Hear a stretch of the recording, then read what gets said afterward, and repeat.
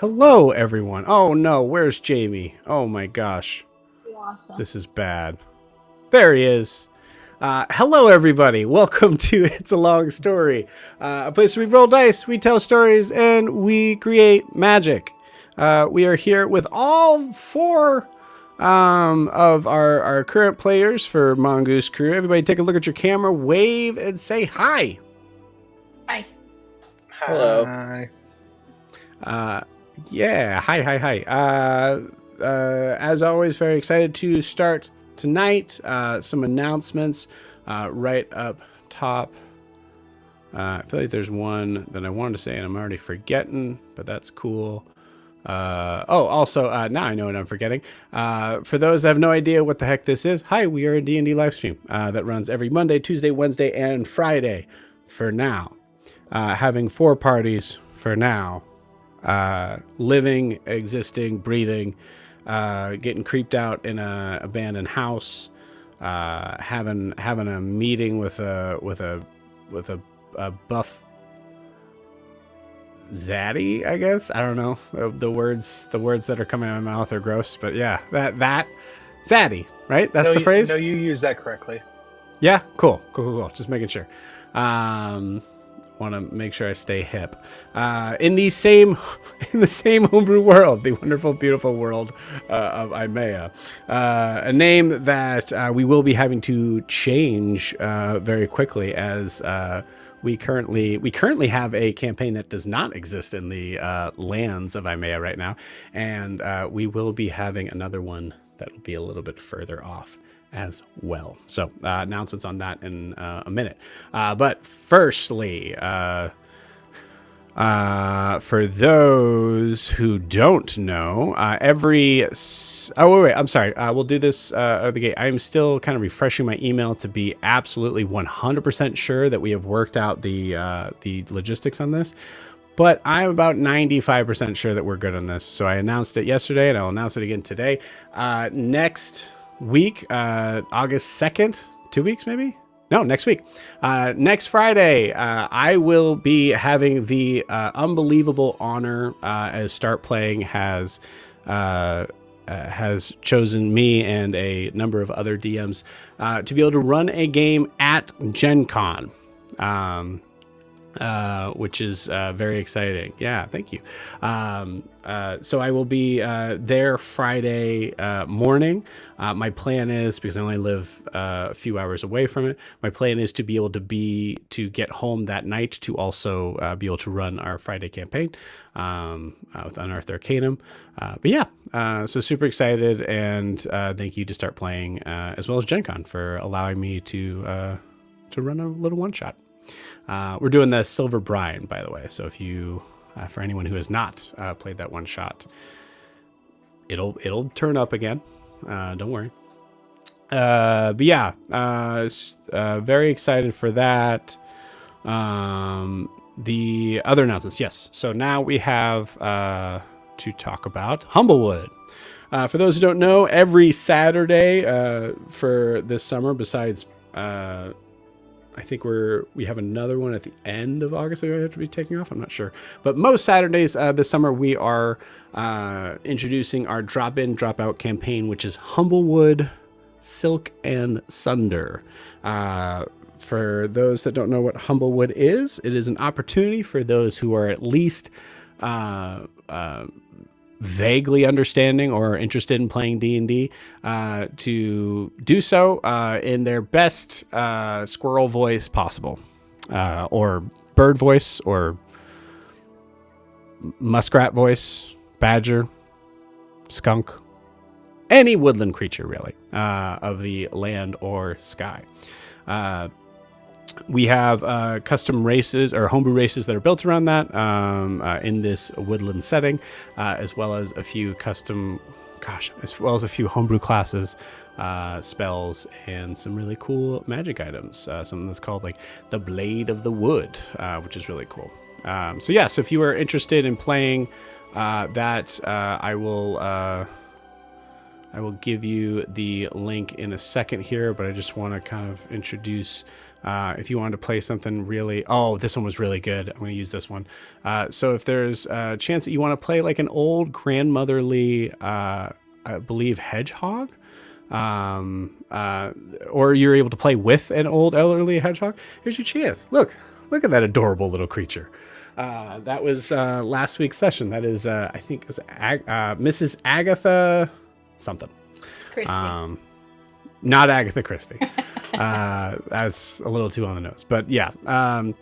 So if you, it's a super fun time. So we have every most Saturdays of this month, and you can take a closer look as well as sign up for a game going to startplaying.com/GM/ it's a long story. Looks like the slide's having trouble switching over. You guys still see Agatha, don't you?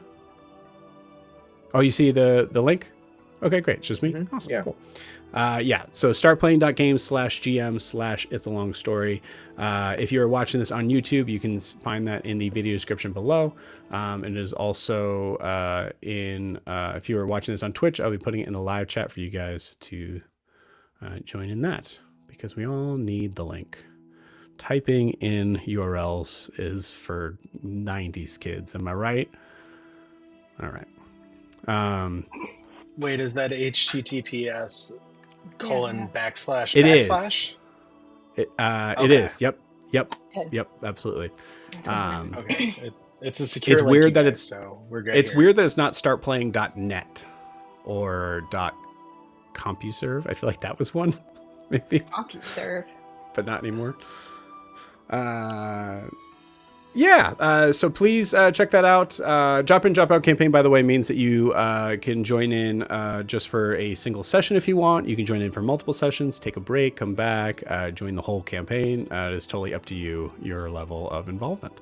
But I will warn you, typically for most people that play and say they're only here for one game, you usually end up sticking around for at least two. Because it's that fun. So yeah. Please check that out. Also, I believe, I think this is the last one. Last, if you're interested in supporting the channel, best way to do so is to like and subscribe or follow or any of the other terms that all mean pretty much the same thing in the internet world. Click that button that makes it obvious that we have people that like us. That one. If you do so, that will actually greatly support the channel, will actually make that algorithm reach out to others more, and hopefully have other people enjoy this channel, as well as possibly be able to update some things and change some things up for the better. You can also check out our Instagram and TikTok down below. Is the link the tag for that, which is at it's a long story _TTRPG. Some cool clips from some of our favorite scenes, as well as if you needed to have any like updated info, that's where that stuff would be. So also, we appreciate you liking, subscribing, and doing all that stuff. You certainly don't have to. If you would rather not and just enjoy, we like that too, and we love you, and we hope you have a great time, swell time. And that's it for announcements. So before we begin tonight, we do need to get a recap of where we left off. Lorianne, it's all yours. Yep. So we started with Saren and Saren and Huxley in Alistair's room while Huxley is trying to make things for us for this upcoming infiltration of the Mortimer Ludus. Saren takes some time to investigate Alistair's room, find some things that Huxley would say are a D- for work if he was going to give it a grade that Alistair has done, like a rope of climbing that just seems to keep going up and things like that. So Huxley also gives Eldrin a very long list of supplies that he needs so that he can finish making some of these things. And this ingredient list that he gives to Eldrin includes things that she is perplexed by because she is a cleric and doesn't need spell components like this. So we have a wonderful scene where Alina and Faustus come to see Saren and Alistair and see how they're doing, and they ask Alistair about why do I keep saying Alistair? It's because Huxley and Alistair are the same. And they ask Huxley. So actually, you're saying it right. It is Alistair. No. I'm saying instead of Huxley, I'm saying Alistair. Oh, okay. Yeah. Gotcha. I just jumped in, my bad. Yeah. And so anyway, they ask Huxley about Gwyn and Alistair's relationship. And Huxley decides to be really honest with Alina and Faustus and tells his opinion and that their relationship is toxic as fuck.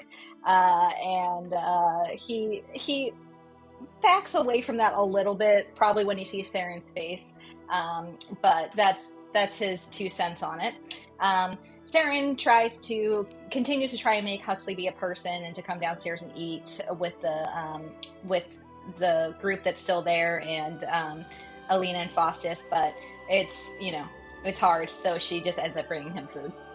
So when Eldrin receives the list from Huxley, she is very confused that he needs so many things, which leads to a discussion between Broomhilda and Eldrin about gods and self-reliance and spell components versus not needing spell components. And Broomhilda ends up getting very mad and frustrated with Eldrin, and probably making Broomhilda even angrier. Eldrin was very patient and did not get offended. So Broomhilda broke off from Eldrin to go get a drink. So Guar goes after her, and they drink some crazy concoctions, making Guar drunk, and also drunk Guar turns into, I'm going to get really sappy and talk about my trauma. So Broomhilda and him go off somewhere to handle that. So Noros and Eldrin go on an adventure to find Huxley's supplies. They were able to find a lot of it in different places and also make some of it. And so when Guar and Broomhilda come back to them, Broomhilda realizes some of the things on Huxley's list are not great for spell component wise. So she takes Eldrin aside while, again, Guar sobs on Noros about loving Broomhilda so much. So after Broomhilda lets Eldrin know that Huxley wants supplies that are used for destructive spells that use fire explosions, we quickly decide there are certain things on this list, like bat guano, that are not going to be purchased. So Saren gets some sandwiches back to the Samiel house. Saren gets some sandwiches for her and Huxley. And while she's doing that, Alina is a little bit concerned about what Huxley said about Alistair and Gwen. And basically says her opinion a little bit on that. And when Saren goes back up to talk with Huxley, he's trying to fix things that probably don't need to be fixed, and he's freaking out about the unknowns we have with our plan. So Huxley rushes Eldrin along and is and finally when Eldrin gets back with all of the supplies, we determine that he'll also come with us to the meeting with Professor Thorne, because he's not satisfied with our questions that we've asked Thorne.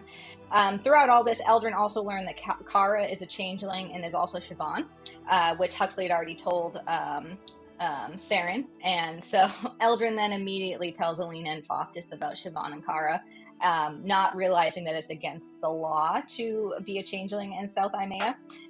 So there's a lot of discussion about racism and things like that, which Alina and Faustus have to kind of deal with because of how they were raised. So that was a fun convo. And then we kind of discussed the plan a little bit more. Faustus said that he can go back in to try and fix the chandelier, and he said that he was going to bring a couple of people, so that helps with our plan to go to the Mortimer Ludus. And then Eldrin has she tries to have a heart-to-heart with Huxley, but it didn't really go as well as she wanted it to. But she does have a heart-to-heart with Alina, who basically tells her feelings aren't bad and you should feel them. And then we ended up, after Alina requested we get some bacon from the butcher that we had already met, Kenneth and Remy, we go there to procure that, Eldrin, Norris, Saren, and Guar. And we request access to Siobhan's shop, and then creepy, scary stuff happens at the shop, and there seems to be some spiritual unrest. And whatever is there feels very weak, though. And I think we disturb the entity or spirit, but again, we feel its presence, but it's not like we feel like we're in danger, really. So that's it. Incredible. Awesome. Anything needs to be added, gang? Nope. Awesome.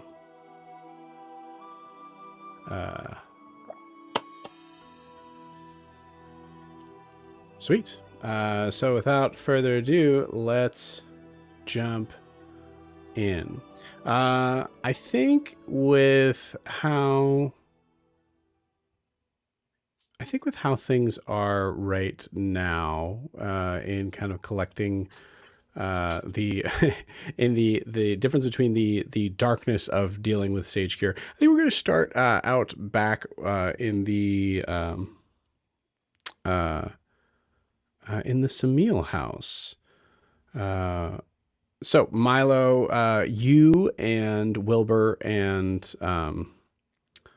Brumhilda are hanging back. I think it's this one, but I could be wrong. It is. Yeah, They it's must have not been that cuddling, one. right? Yeah, and all of you guys are cuddling. No, I think actually a question is so where we have left off. Huxley is also here, is upstairs.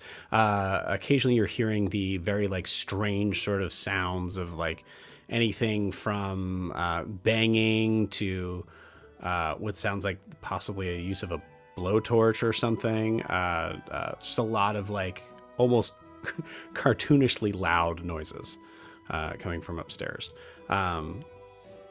Fossis and Alina, surprisingly, Peyton, no mind to the sound. If anything, they will seem like they seem maybe slightly more relaxed in hearing it. Everything has been baked in the house. So I guess I would ask at this moment, what is Milo doing?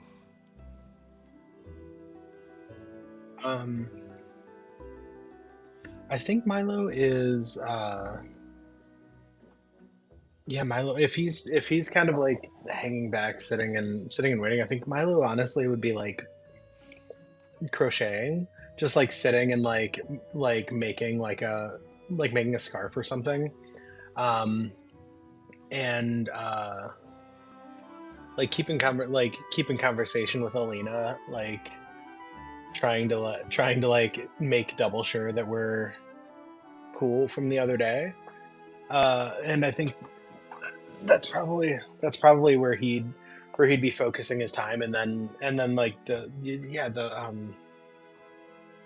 me get into Milo for a second rather than just talking about him. Sure. Wow, I didn't realize he didn't go up there with that much. I didn't realize like he could make that much noise with that little stuff. You talking to Fossis or Alina?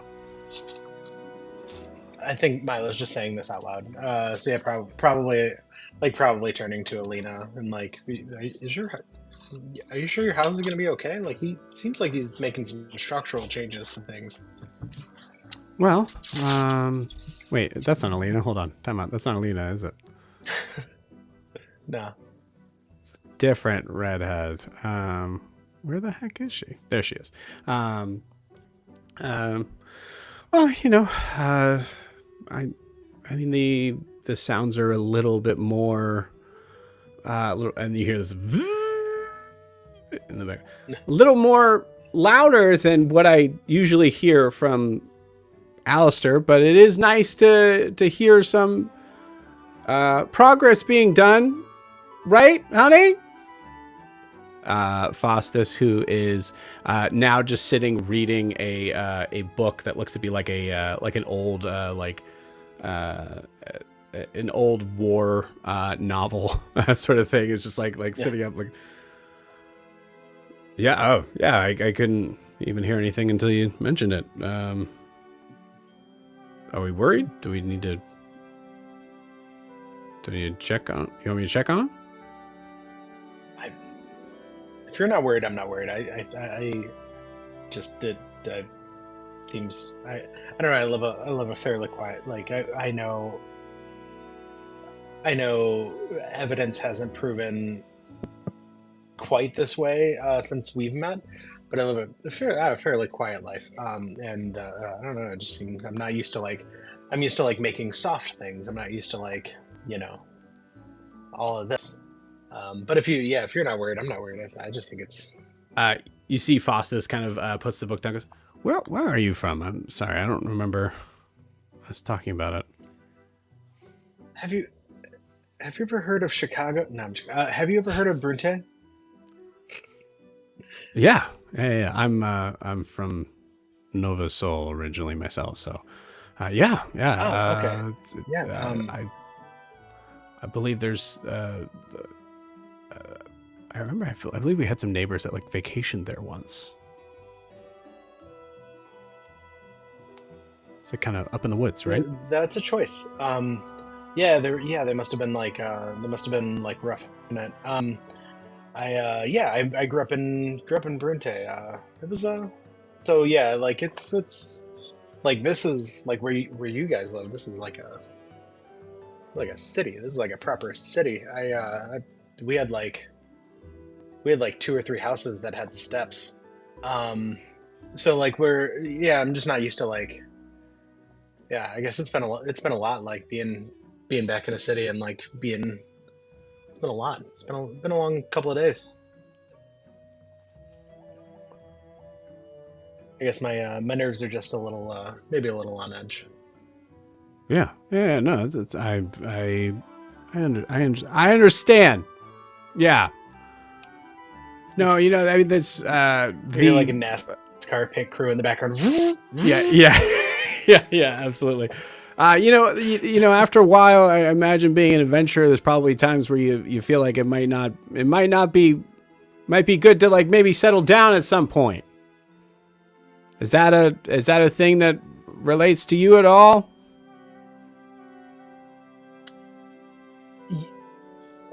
Yeah, I don't know what that looks like for me. I'm sorry. What? I don't know what that looks like for me, really. Recently my mom told me I probably should never come home again. So that's a little hairy. Okay. Looks at Alina. I feel think like Alina just doesn't hear that. I feel like when Milo says I should never come home again, all of the noise upstairs stops. Yep. I like that. Says that. That's way better. Screamed it, right? That's way better. Yeah. There's a very quick yeah. And you never come home again. Yeah. Oh. Yeah. So I don't really know what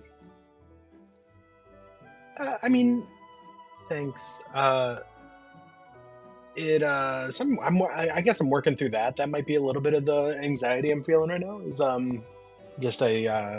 mean, I'm in my 50s, so I can't really say I got disowned, or whatever. But the Okay. But it it's weird. Is Milo 50? Or are you saying human-wise, Milo's in his 50s? Milo's in his 50s. His actual age is 53.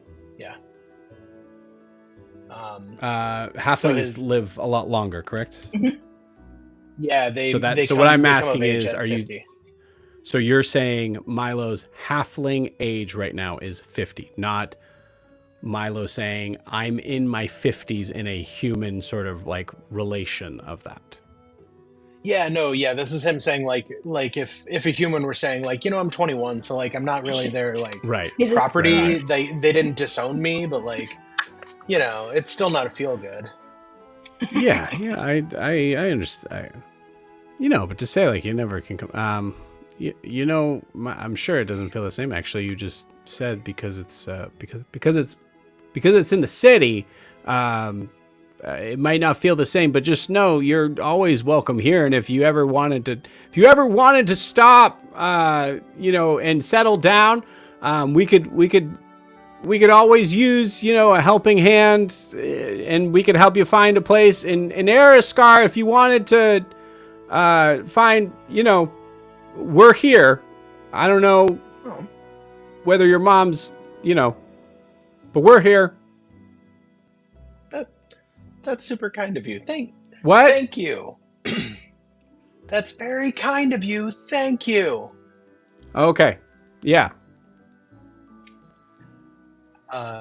And as Milo is as Milo's talking and shouting and just kind of making small talk, you start to see what he's crocheting is coming together, and it's a pot holder with a large capital A, a large capital F, and then a lowercase a underneath it. Oh, that's beautiful. And do they have I know the house is full of like gadgets and gizmos and stuff. Is there like a color story in the house? Is there a family like color theme?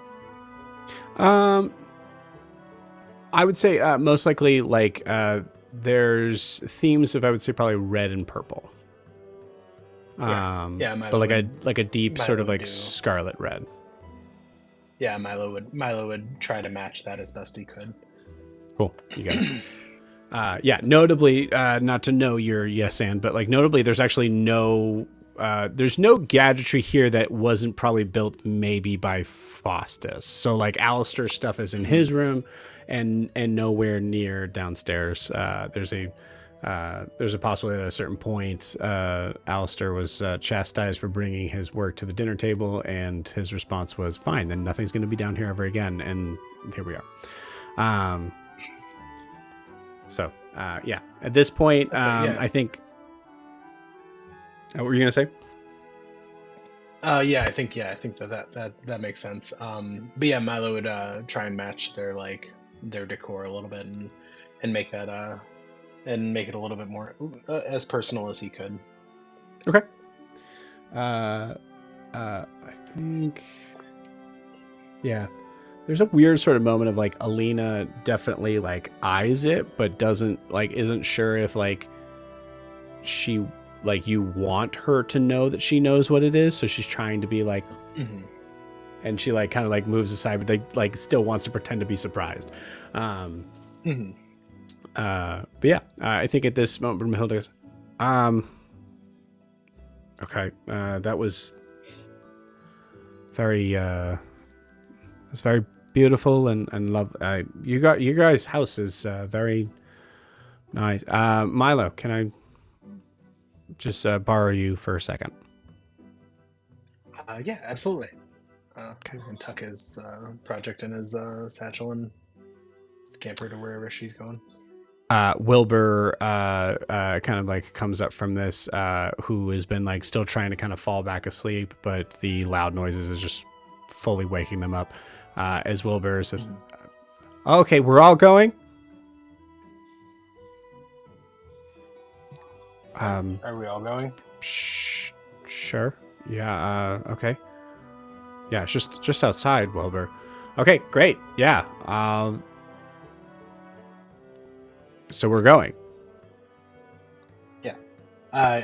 Yeah, and Milo's gonna grab Wilbur's hand and start walking outside. Cool. Yeah. So as you and Brumhilda are outside, and Wilbur's there too, Gerard then I think goes a little stir crazy and pauses at the door. So I think Which Milo, does you actual realize, damage to the very. which does actual damage to the door. Oh no! Don't do that! You hear from inside as Alina's grabbing a cloth, that's gonna do anything. Nothing Huxley has done in Alistair's room is any more damage than what Right. than what Yes. Gerard has done in that one moment. In that one moment. Yeah. So Milo, do you open the door? Yeah, I think as I see Alina just not even really showing up behind Gerard. But I see this towel waving as she's like Mhm. trying to get him off the door. Milo's just gonna like turn the knob and kick the door open a little bit, so he can Are open it you himself. are you inside or outside? I thought I was outside already, so I see Yeah. the door So you open so you kick the towards door the in. inside. Oh, I guess the door does go in. Yeah, Yeah, you're right. Okay. Yep. I Yeah. Yep. open. Yep. Yeah, Why did I I think? open and I just like push it open a little bit. Yeah, doors go in, Joe. Okay. Yeah, I'm back. Cool. Residential Yeah. With doors that. go in typically, but commercials Yeah. out. Thank you. So yeah, so you see Gerard kind of like scurry out, kind of like moves a little bit past everybody, and let's see, just something real quick here. Cool, yeah. So Gerard does seem to kind of like run off a little bit down the road for a moment. Milo, you clock that, but Brimhilda definitely doesn't. She kind of like turns. What time is it? It's pretty late in the evening. I think it's about maybe, or not late in the evening. I think it's about maybe 7. Does that sound right, guys?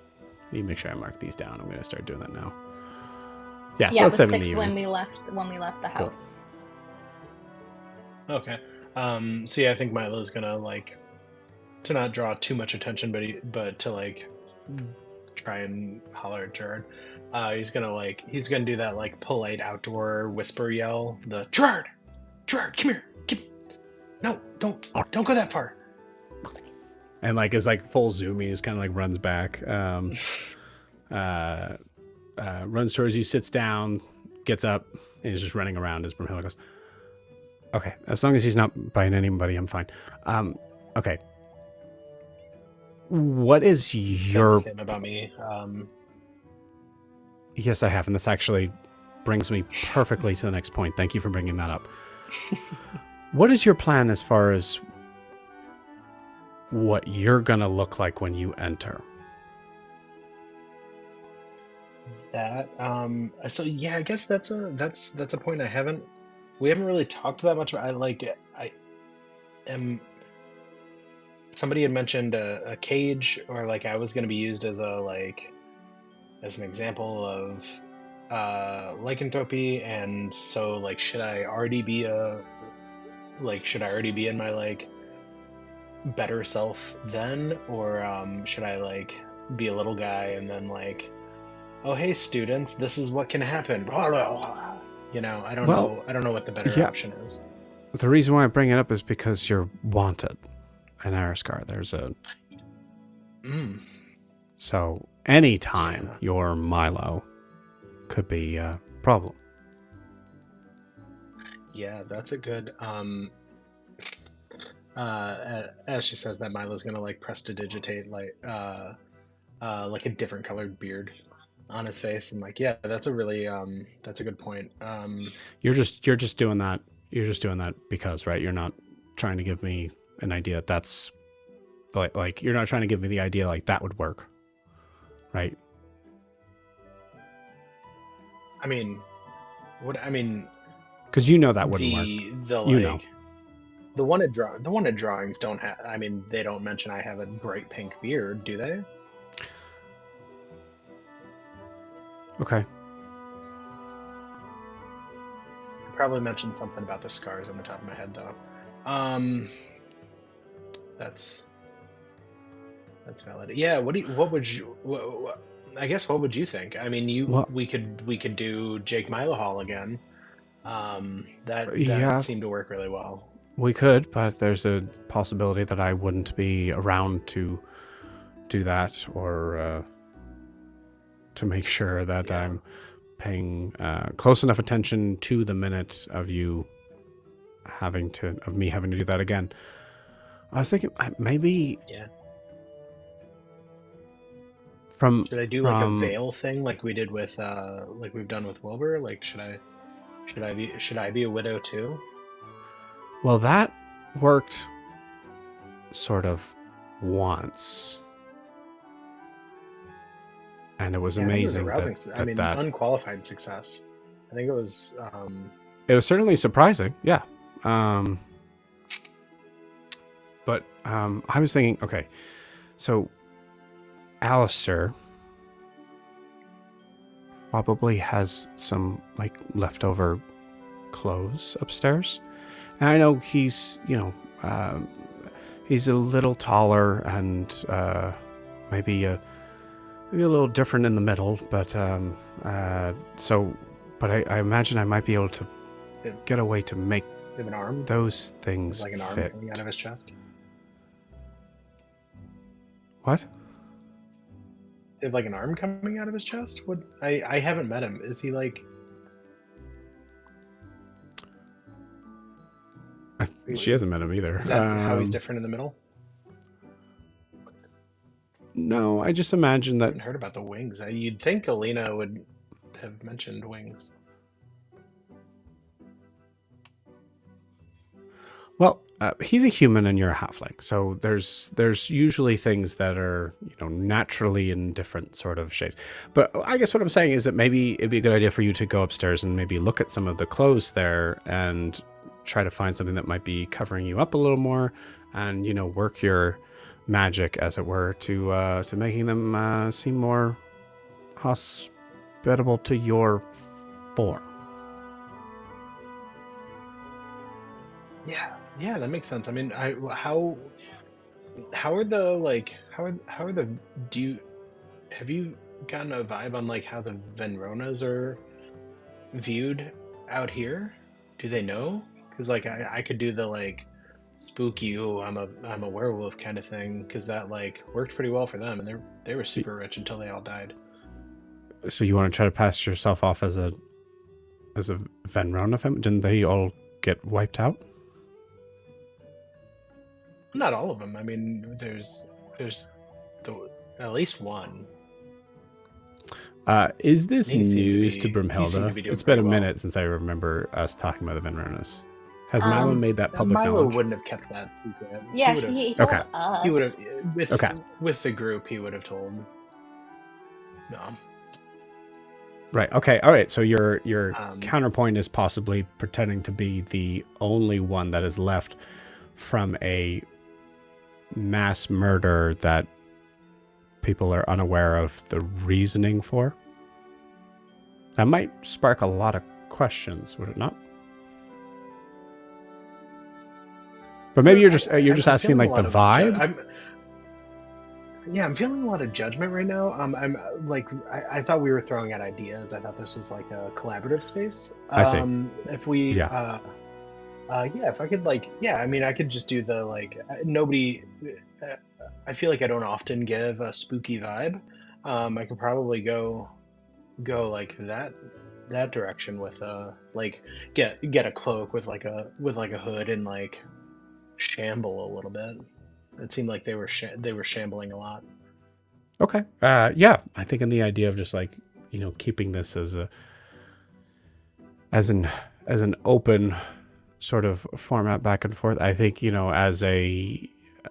as someone who has seen many figures that are like that, maybe you could give me an impression and I could tell you whether or not that would make sense to me. Yeah. One second, and Milo's gonna turn around and he's gonna prestidigitate just bangs, just long black bangs, and Still bald, and turn just around, bangs. turn back around. Yes, yeah, 100%. And turn around and have them hanging like right here, and man, life's hard. Life's just meaningless, and all that matters is the that my family is gonna give me when they die. That's all I care about, really. Okay, How's that? yeah, maybe we combine ideas. Maybe you work on the persona, but also find clothes and some reason for headwear to make you look completely different. than who you Yeah, are. yeah, I see your point. I see your point. He's going to be brushing the bangs out of his face a little bit too much. Yeah, that makes sense. Yeah, I guess but isn't Huxley up in Alistair's room? I don't want to disturb him or necessarily be near him while he's doing all his stuff.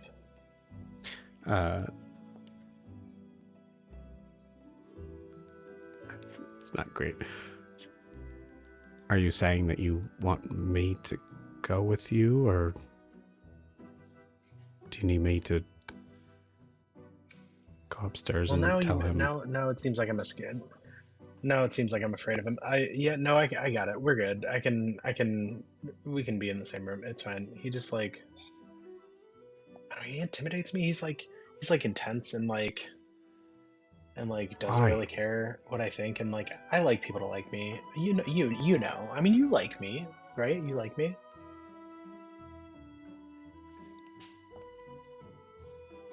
Oh Intense God. Okay. eye She thinks that this is helpful for you to hear.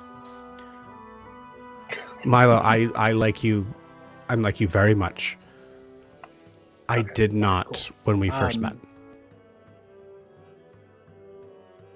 Yeah, that's the goal. I win you over. That's great for me. Okay. That's really cool.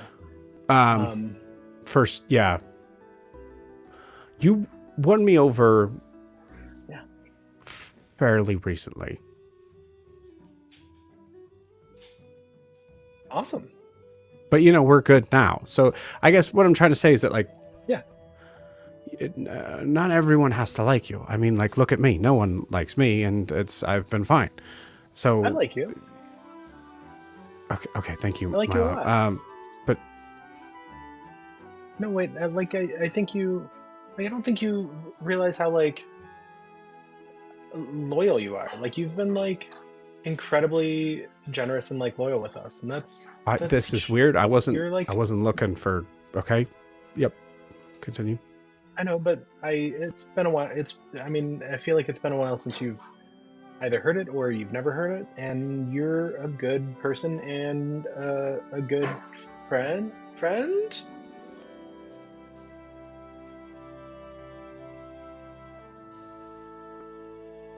Okay, cool. I'm not going to tell you what happened with that. Yeah. Okay. Yeah. Okay. Thank you. That sounded like that was important for you to say. So, but yeah, just go in there and just, you know what? Pretend you're a Venrona when you get in there. And just act like a Venrona asshole. Okay. Wait, can you judge? I'm gonna do tell me how my Venrona walk is. And Milo's gonna back up and just kind of floaty walk towards her. Just rolling performance check. Because when I think of the Venronas, I think of just a weird, not sure if they're actually touching the ground with their feet, but they're their robes aren't moving that much. Performance check. That was a 5. 5, cool. Okay. Yeah, pretty good. You want to look like you kind of look like you were just dragging your feet the whole time, and that's you don't want to do that. So, but and then also you got to thrust all of this out a little bit more, chest out, but also waist out too. Of just I don't do this.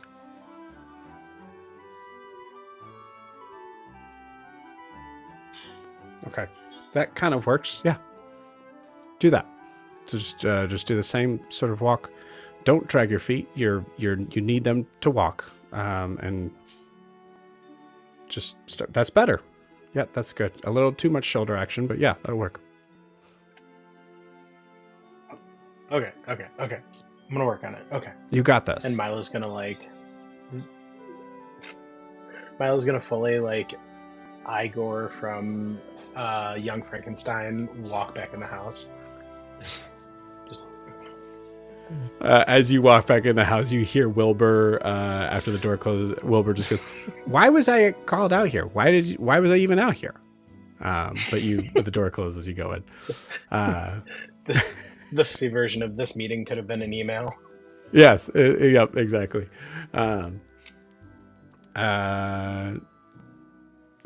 Yeah, I think we need to continue forward in this. I want to switch out, but I don't think we should. Milo, you go up the stairs, man. Jamie, we haven't seen you in a little bit. We welcome back. We want you back. You go up to the stairs. Yeah, you so are Milo's now gonna- the door. Yeah, go for it. Yeah, Milo's gonna like just slink up the stairs as best he can interpret. Okay. And I imagine the door is the door closed when he gets to it? Door's definitely closed. Yeah. As you're slinking up the stairs, you do kind of like maybe catch Foster's eyes, who's like just kind of like he has his book back, but now he's like kind of like looking over it and seeing you walking, and you see his head kind of like follows you. You're not entirely sure if it's impressed or just concerned. Yeah, Milo's just gonna just super enthusiastic thumbs up. Are you? And then Okay. And he yeah, sees he's you like gonna- start to go up the stairs. And goes, yeah. Okay. No response beyond that. Nice. Yeah, he's gonna get to the door and knock, I guess. Cool. No answer. To be fair, you knock and you're hearing like a doom, doom, doom, like just like a heavy pounding sort of sound of metal on metal. Yeah, then he's just gonna open the door, or try to open the door, I guess. Cool. Yeah. You open the door and it it immediately butts up against something extremely heavy. You can hardly like even like fit your body through. Okay. Yeah, he doesn't notice you enter. Yeah. Can I? Oh, where's it at? Can I do an acrobatics check to see if I can get around this door? Sure. Yeah, if you want. All right. It's a 16. 16 total. Yeah. Yeah. 16. Total. 16. I think you're just surprised by the idea of the door not being able to go all the way, but it's a thin crack, an area that like any sort of like halfling of your size would have just difficulty getting through. But you're Milo, you're a monk, you're able to do it. Relatively with ease. Yeah, Milo's gonna get through the door and notice he doesn't see him. What you do he's see, going I just want to let you know just real quick because you want to know what kind of what you do see is a very large metal cage that is looks to be built from different sources of metal. Some of which looks like they're like bent bars from legs of furniture maybe or something like that. A lot of the pieces look to be it's a smorgasbord of different sort of like sizes, even like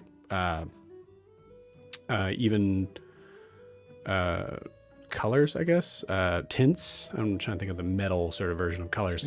But it looks rather large, and that's what butted up against.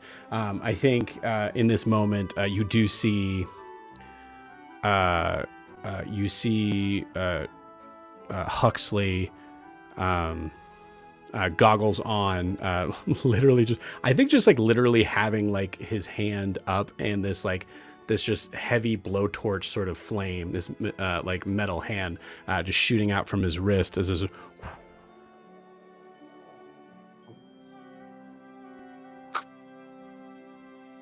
What?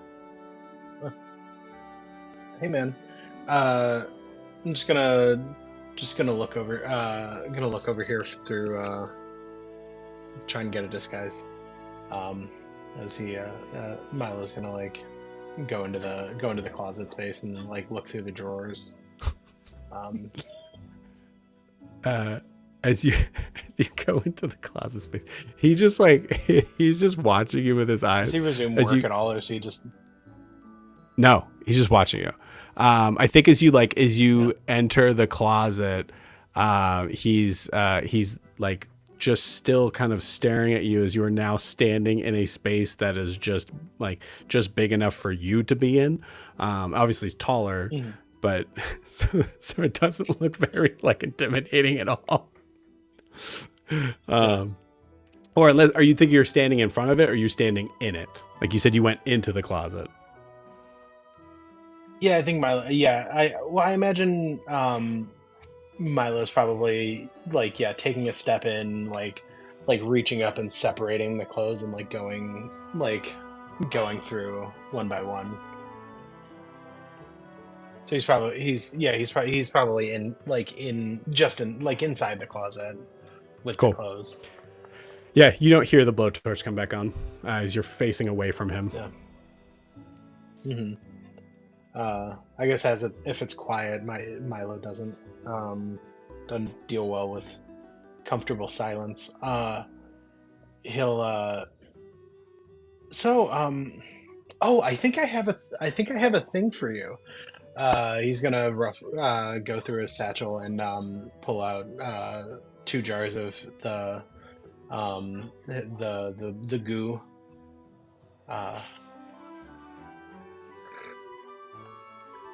Okay. God, that's good. This is the like blue liquid specifically. Yeah. That you took the stuff that we found. Yeah. On the like the like stuff a puddle that I rubbed on my head. Yep, Yeah. and it was from a vat in his factory floor that I think you either like got from the spout or you picked it up from like a puddling sort of thing. Yeah, it's exactly that. Yeah. Right. Yeah. But it was definitely from his like factory floor.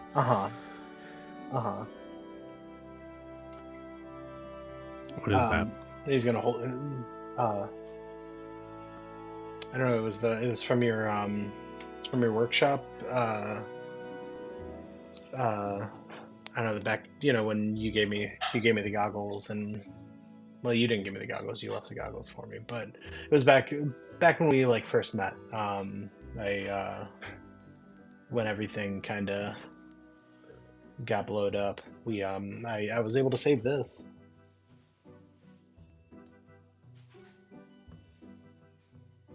So you stole something from my warehouse, and now you're giving it back to me now. I mean, yeah, this is kind of the first time I've like really been with you. I don't know. I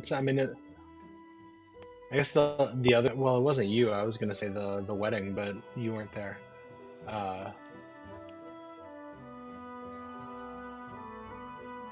Did you? From my understanding, there was a very convincing version of me there. Yeah, it tricked me. I was pissed at you. I was like, what's he do? What? But you didn't give it. You didn't give it to them. And then we realized later. No. Why would I give that? No.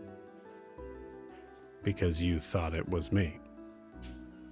Yeah, because like as soon as those things, I was very. I mean, it's hard to overstate how drunk I got the night before. We had the bachelor party, and then and so like I wasn't really like at top, at like all of the cylinders weren't firing. And then as soon as like that all happened, we got teleported away, and then I haven't seen you. So like, here you go. Like, I mean, is this helpful, or do you want me to just like? No, I don't want it. I'm not going to use it as like a ointment again, because that sucks. That hurt. I don't give a shit. You can do whatever you want with it. I don't want it. Oh, okay. Just put it back in his. What is it? What am I carrying around, I guess? You don't know? Well, no, it's yours. I thought it was important to you. You had a big ass vat of it, and like, then you didn't, and so I got what I could. Are you actively trying to convince him that you got it after the events that took place that like blew up his warehouse? As like the idea of like I saved this before they blew it up. Yeah, because it was. I mean, like things were messed up when we went into it. It was already like leaking on the ground, right? The vat was leaking on the ground. There was no like necessarily like sort of sense that there was going to be like a debacle or anything during that time. It was just like there's some there that's left over on the ground. I might as well come get it. I think that's how it went. Yeah, that makes sense. Then no, yeah, Milo would just. I don't know. We hadn't like. Yeah, I just kind of have been carrying. I don't know what it is. It seemed important, and we didn't really like. I was in a big collecting liquids and jars phase. I also had several jars of. We don't need to get into that. But I don't know. Like, yeah, I guess what is it? It is a liquefied form of diminuum mixed with horribly procured magical blood. Blood. Okay. That's what I was gonna say. Diminuum mixed with blood. But cool. So we're on the same page. So you don't need or want this anymore. No, it wasn't my idea to use. Okay, cool. Should I like get rid of it? If you were you, would you get rid of it, or should I hold on to it? Is it like valuable? Is it like going to curse me and make me die forever? Listen, man. Whatever you. Should I keep it this close to my? Should I keep it this close to my body? Because it's like pretty close to, like it just kind of sits in my satchel. It's pretty close to like my organs. Well, I mean, if it's sat there this long and haven't done anything noticeable, that's valid. Let's do what you want with it.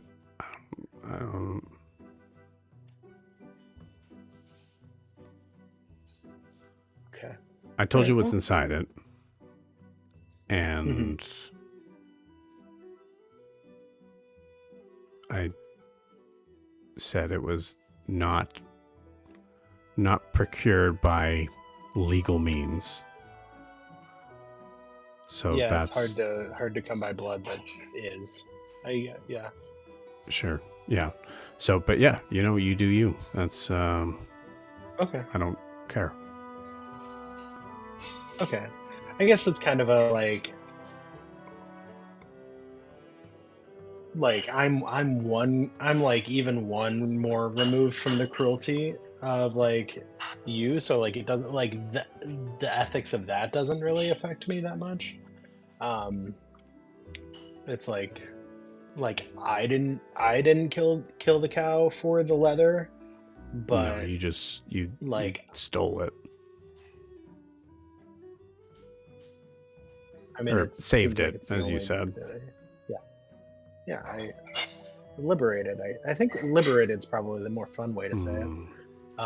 If we're convinced stealing is the way we want to call it, but But yeah, I like calling a hat okay. a hat, but you know, whatever feels right for you. Oh yeah, should I get a hat? Do you think Alistair has any hats? All right, Uh, man. can you? Listen, He's gonna start I like climbing on the side of the cage to get to the top of the what do you? closet to Whoa, see if what there's do any you? hats or. Stop. What are you doing? Get. You I made me don't. think about a hat. I gotta. Yeah, and now you're climbing on I'm my work. Can you? I'm working. all Can right. you get I'll down? do the. All right. I'll do the thing. And he's gonna walk up the side of the. He's gonna walk up the like wall. If you could And do just, that, why like, would you even and just like try to? hold there? That's okay.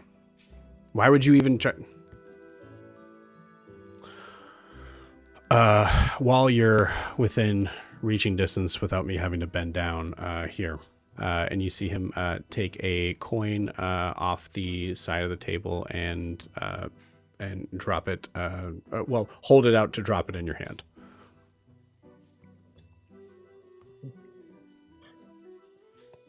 Thanks. Did you owe me for something? Nope, I didn't owe you anything, and you don't need to thank me. This is what we're all getting. I'm just giving you yours. Did Sarah? Okay, Do I have to? Okay, so I have to explain this one too. Okay. Not to ask this again. What is it? So it's a sending coin. You know how sending stones work? Oh yeah. Yeah. I've used these. I go way back. Me and sending coins. Okay. Yeah. So it's one of those. Cool. Don't lose it and don't break it. Does anybody else have a sending coin yet? Everybody's gonna have a sending coin. But does anybody have one right now?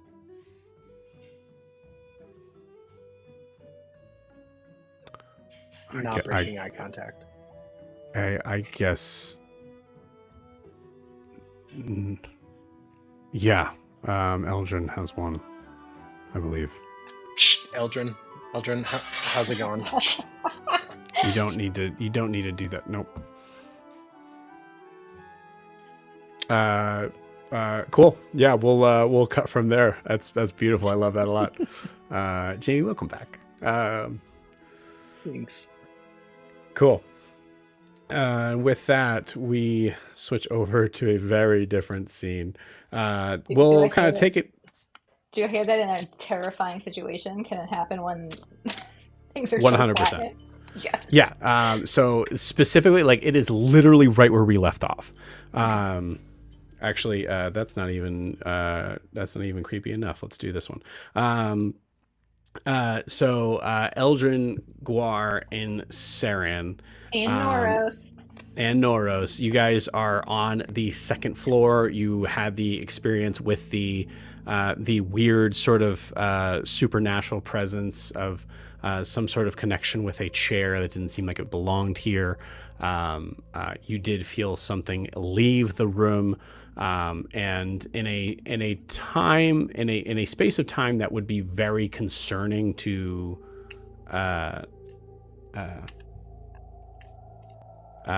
in a very concerning to assume that they are the same thing. You hear the back door slam shut. So all of you look towards the door, and then you hear a Eldrin, you there? Come in. Eldrin, I think she swears under her breath in primordial and jumps and goes, "Yes, Milo, I am here.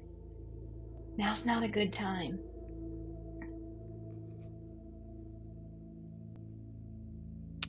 So Eldrin, so there's a weird sort of thing with, like, Eldrin, you only heard that in your head.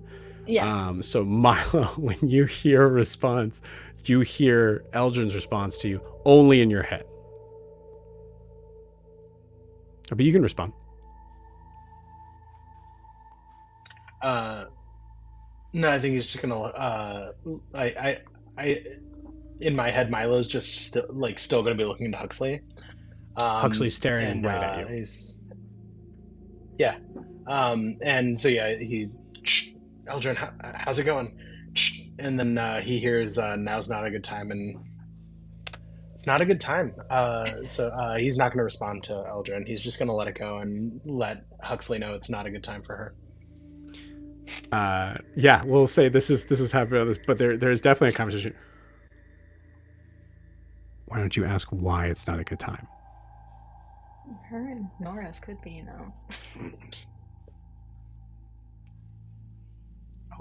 Yeah, that's okay. That's actually smart. I was going to be kind of a dick about it, bet you. Why is it not a good time? You don't As he's whispering in a sending message. Does Eldrin know if she needs to talk to the coin, or can she just? Is it like sending? You actually do have to physically. So Okay. I'll send you guys the item thing in a minute. I'm just finishing it out now. But you do have to physically talk into it. Okay. Eldrin says,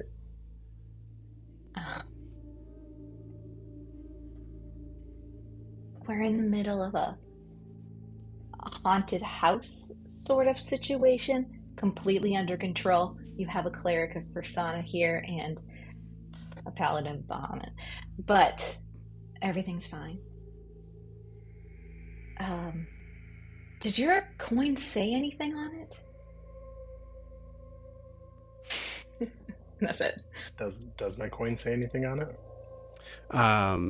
As you look at it, I would say, Milo, give me a perception check with disadvantage.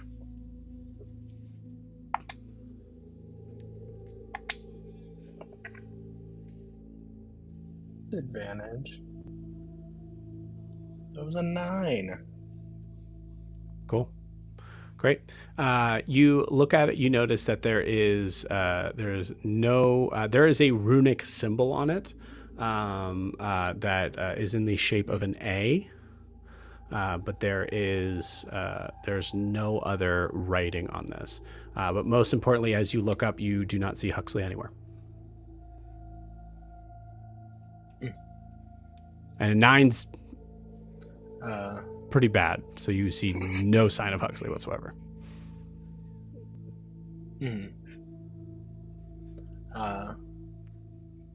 It's got some kind of weird messed up A, but nothing else. Eldrin looks at Saren and Guar and Noros and says, "I know we have more important things to do, but hold on. Who are Mine you says talking to? Milo. I think he finished. Huxley must have finished another coin. I thought he was just throwing the coin at me, but apparently this is the actual thing." And so then I take the coin and I say, Noros looks at you, Eldrin, and goes, "Honey, do you see him right now?" Is Milo in the room with us right now? "Are you being serious right now? In a world full of magic where I literally can talk to you with my bracelet, you think that I'm seeing things and making this up?" Looks at Guar and Saren for like reassuring, like, "I have no idea. You saw what we just saw right now. You just heard what we just heard right now." What we just saw, and also, I already told you guys that Persona did say there's an entity here that can hurt us, but he also did not say that it was something that needed to be cleansed. So I think it's something we can handle. So let me talk to my friend Milo for a minute. Is Milo in the room with us Noros right now? Noros looks at Guar like, I think he walks over to Guar and just kind of like, "Okay, yep, no, sounds good, honey." Walks over to Guar and goes, "Have you heard anything like this before?" I mean, she's kind of weird most of the time, but I mean, it's not really that uncommon for her.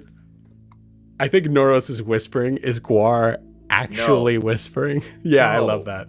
Yeah, I mean, I have like a 20,000 I just put my hand over my face. Yeah. Passive perception. Yeah. So you clearly hear you clearly hear Guar talking, and you know that I don't think you necessarily know what Noros said, but you know that Noros was definitely talking to him about you.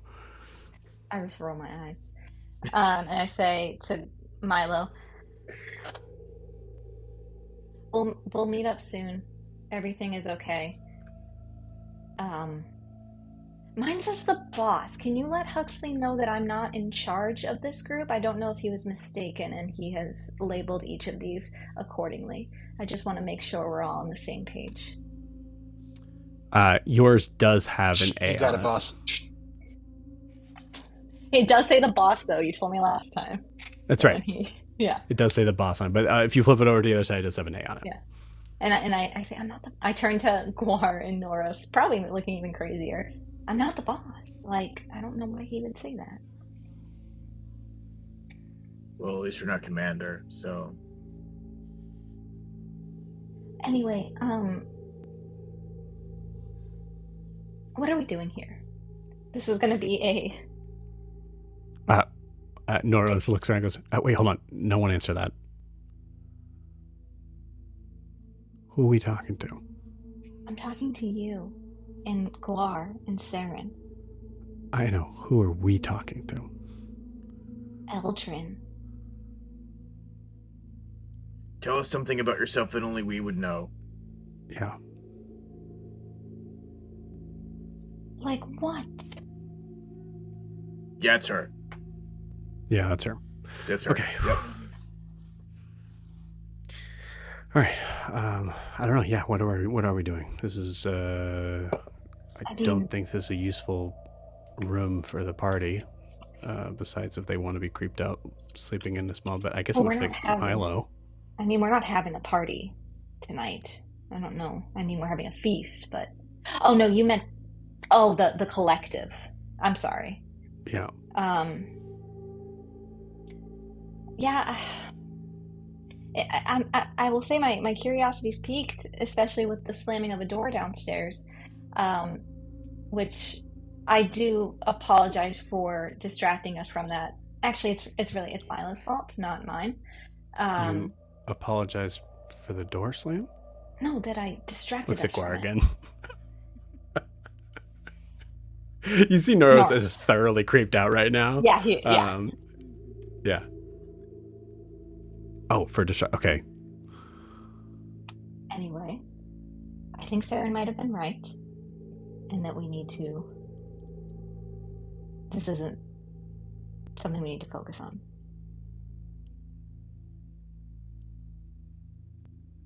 Okay.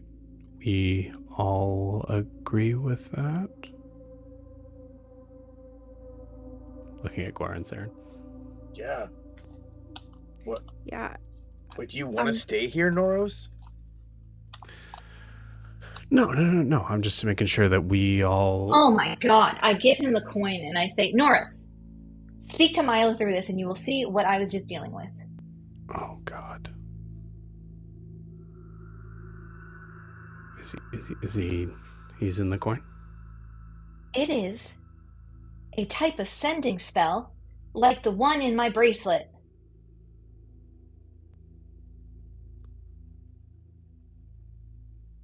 Hello? Milo, do you respond? You're talking into a coin.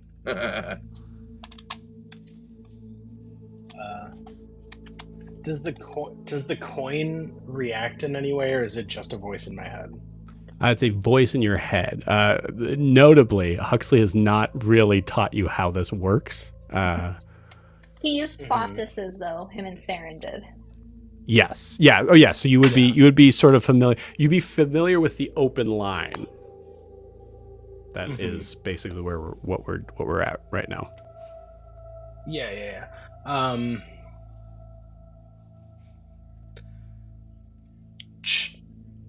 Not a good time right now.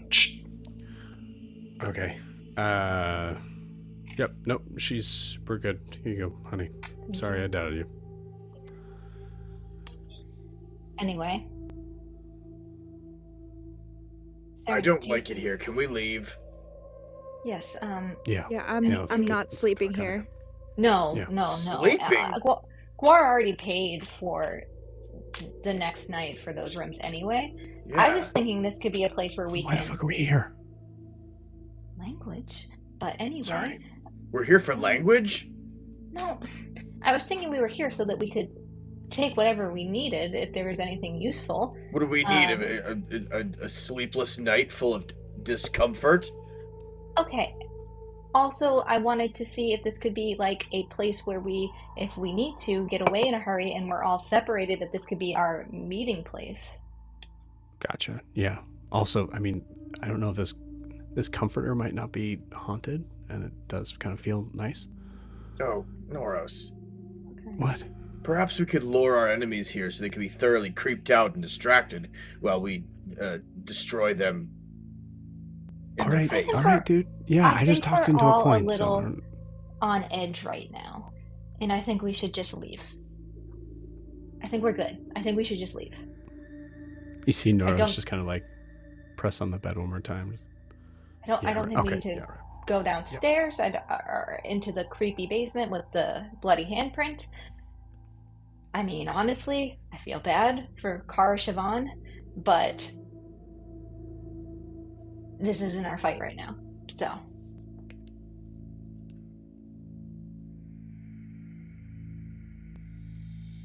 Yeah. Okay. All right. Let's get out of here. Let's go. all right, we You follow guys. whomever. Yeah. You guys exit through. You exit through the front, and as you guys kind of like push on the door, I think you do so like with a little bit too much like energy, and you see Kenneth out there with his torch. Oh Jesus! Okay, yeah. That place is scary.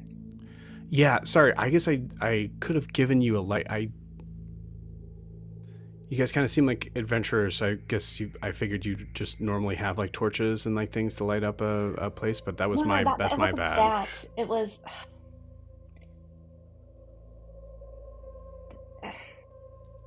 Why is it I feel like this haunted? place needs. Yes, it needs a lot of holy water, in my opinion. Also, we can all see in the dark, so it's fine.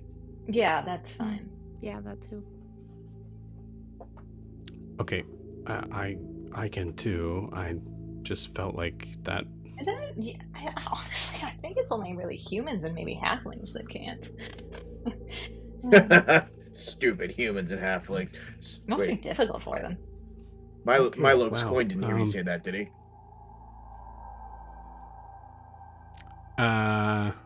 Oh, that's actually kind of interesting here. I'm gonna say, Eldrin, roll me a.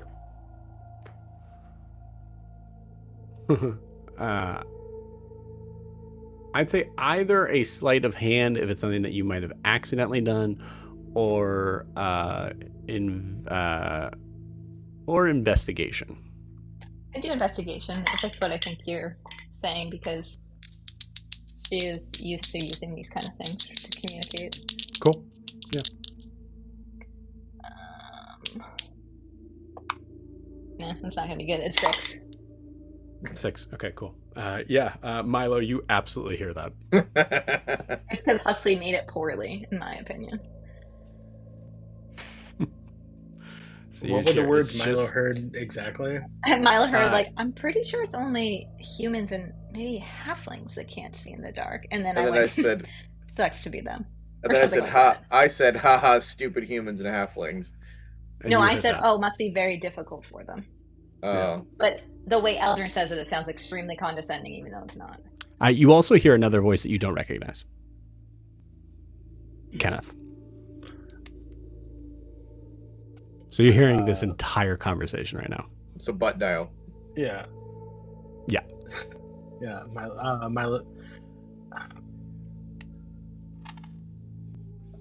Milo's just gonna store it for later. He's just gonna let it go.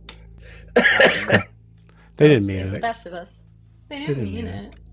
I mean, Um, all we did is say a fact. You can't. Oh, he's not see gonna in the dark. forget it. He's Yeah. he's not gonna forget it. He's just not going to address it currently because you're I like that. Mhm. in a spooky place and you clearly don't need that. We don't know what we're saying. Yeah. Milo So we'll says cut they back don't know to, what they to do. Kenneth. Yeah. Okay. I don't know. How well do you guys? What do you guys know about Siobhan? Not much. That she's looking for her daughter. Yeah. And Do you know? there was a wyvern attack here. Something about the Feywild. We spoke not to her briefly. I spoke to this Kara person I told you about briefly. What did she? You see, Kenneth, my face is reflecting Kenneth's face as you said, the wyvern attack. What did she tell you about that? Nothing. Okay. That there's destruction. Yeah, it was pretty scary, and then it just stopped all of a sudden. But yeah, no, that's not what I was gonna.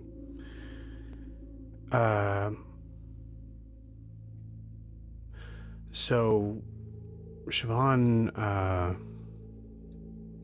Siobhan's husband Carter is the original owner of the shop. They got together a number of years ago, and we, we knew them really well. They were a very happy couple. When Maeve was born,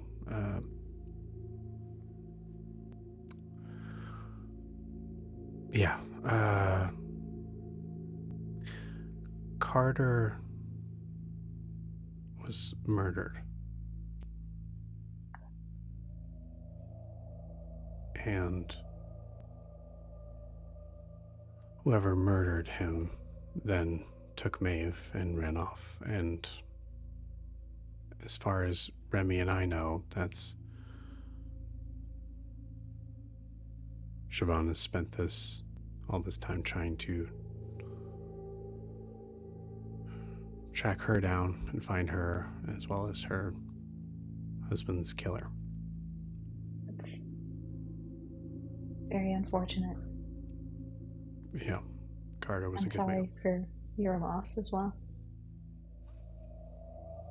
Yeah, thanks.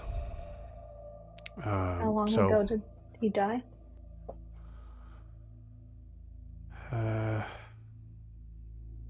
About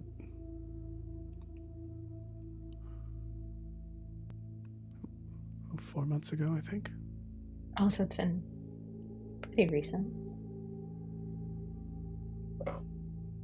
Does Eldrin know about, as a cleric, about it, like when something violent happens in a house, if that spirit could be trapped in said household? I think it's roll me a religion check. I'm gonna guide myself too, if that's all right. Okay. 26. 26. Yeah, nice. I think this is possibly maybe something that in Honoria doesn't work the same in that way. No matter what your level of belief is in persona or whatnot. So I think it's something that Elgin would understand, as this is something that seems to happen on land, and the validity of it is a question for sure, but not like clearly marked either way. Okay, and so in Eldrin's mind, it's probably more so of souls in Honoria are not unclaimed. They have a place to go, always. So, okay. Right. Well, at least Tritons. Who knows about those other creatures? Eldrin nods and says, things on land are very strange when it comes to the soul. Did he have a god or someone who would claim him?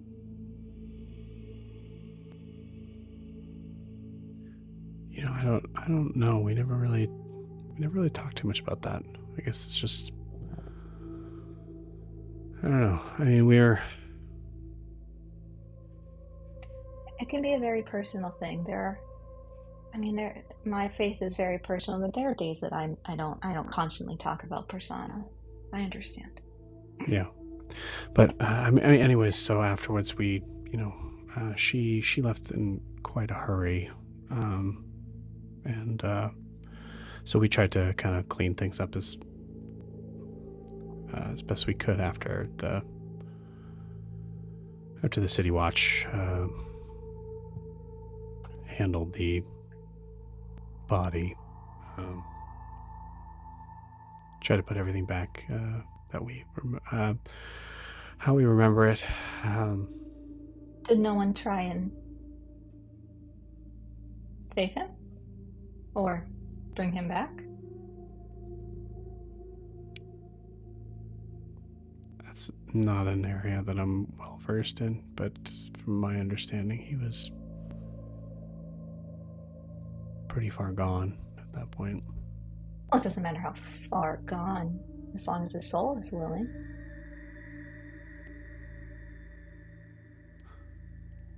Has anyone Okay. attempted to avenge him? Yeah.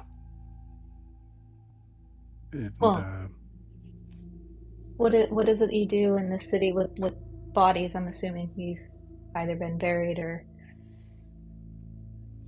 has he been burned? What? I think you feel Noros' hand on your shoulder at that. Mm-hmm. I take. Well, let's see. Actually,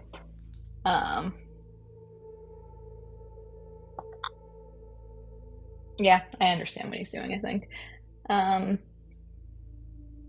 So I stop myself. And yeah, I'm not going to say anything else because I realize I've overstepped. And I will re-ask my question. I'll look at Eldrin and go, kind of not glare, but just be like, did anyone try to avenge him? You said yes, but I mean, that's what I think Siobhan thinks she's doing. I don't know. She changed, as you can imagine anyone would, but she came back a couple months ago and was just different. She didn't stay for very long, but it was around about the same time as the Wyvern attacks, and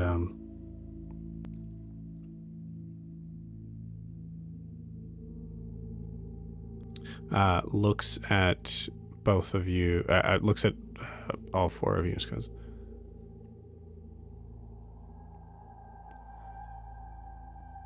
did you see the back door in the basement?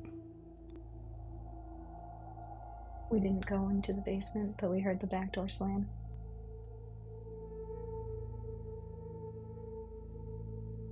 The back door should be locked. You heard it slam? And you recognize in this moment he's referencing the blood, not the... Yes, but... We gotta check that and make sure there's no... God, if there's vandals in there, maybe, honestly, it's not surprising. There is something, as Saren has said, we're not just speaking facetiously, this place is definitely haunted. There's something, albeit weak, living. Moved past us when we were upstairs. Okay. I don't really know much about that. Never mind. It's not... Yeah, okay. I mean, honestly, it's not really our concern. Or, no, that's not the right word. I feel like Norris is like, when I say it's not our concern, his hand on my shoulder. Yeah, just like clenches a little bit. Yeah. I mean, it's no, not that's fair. That's true. Yeah, I was just No, you're right. No. Yeah, What I meant to say is, if it was, I was asking the questions I was asking because I was wondering if maybe Carter, maybe it's his spirit hanging around, and I could. Between myself and Guar, we're both holy people, we could maybe give him a semblance of peace, but I don't know enough about the situation. I would say everybody here except for Noros give me an insight check, and I'll say for Eldrin it's with disadvantage.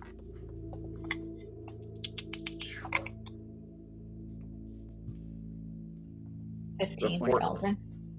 14 for me. 22. Nice. 'Cause I can't get lower than that.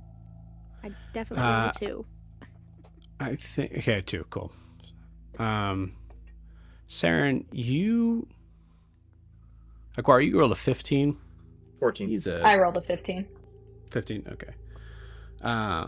Yeah, I think Elgin, you notice what you notice is that he doesn't seem to be really too interested in what you're saying.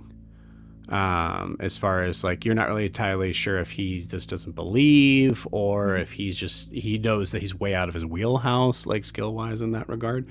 But Saren, you notice that he seems to be backing away from this point in the conversation because he wasn't referring at all to anything you guys felt spiritually.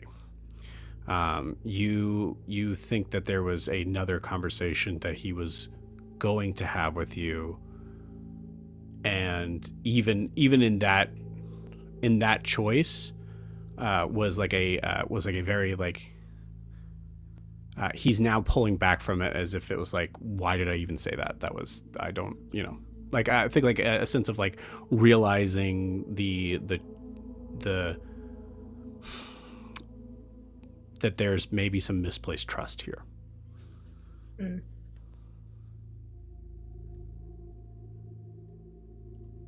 It's up to you, Saren, if you acknowledge it in any way or at all, or just kind of keep that for now. Was there something else you thought was going on? No, yeah. You said something about vandals. Yeah, have people broke in before?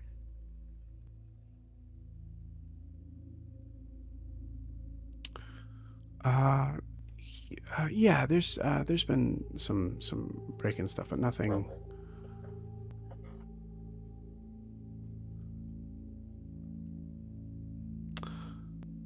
Since I've been in there, which I think I was in there maybe a couple weeks ago, I was checking to see if there was any time in there that would still be good. No, but everything looked pretty much the same.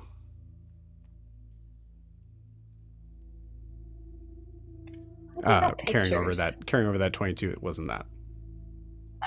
Eldrin doesn't interrupt. She says, "There's no pictures at all. Just yeah, we we're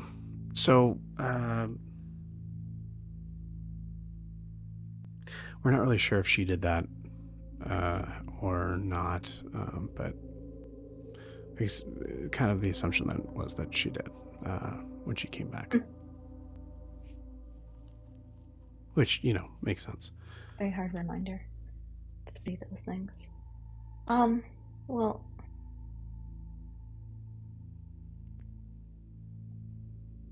I guess, we don't want to waste more of your time.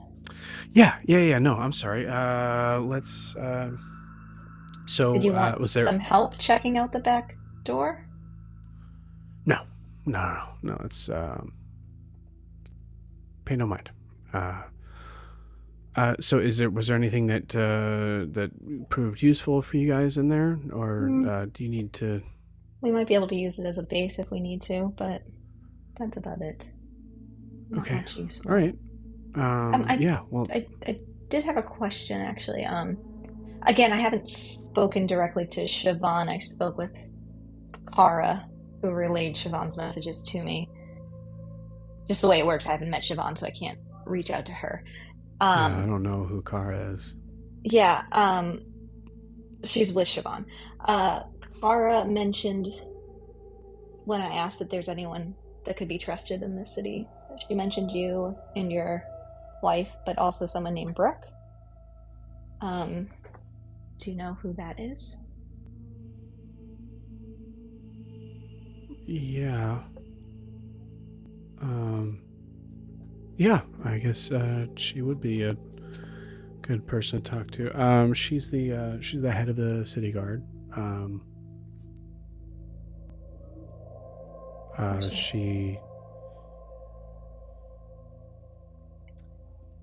Yeah, we haven't seen her around in some time, but she's probably still kind of like hanging out in her office. She's been pretty busy the past couple of months just for, Probably pretty busy trying wyvern to attacks. apprehend, people that need to be apprehended. Well, the attacks and the abrupt stop of them and all that.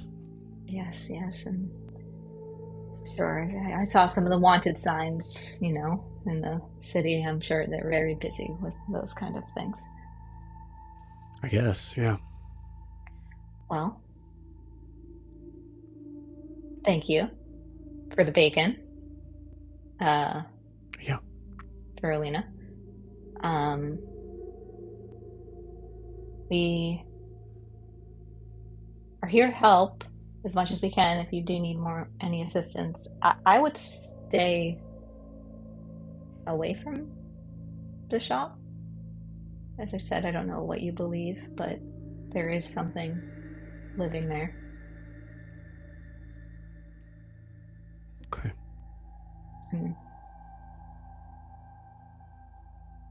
Well, I'll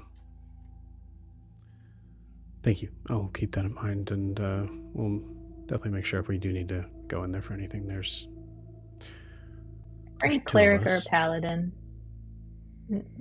if you're gonna go in there.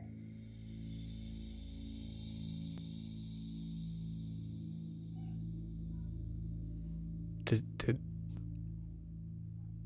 seem violent?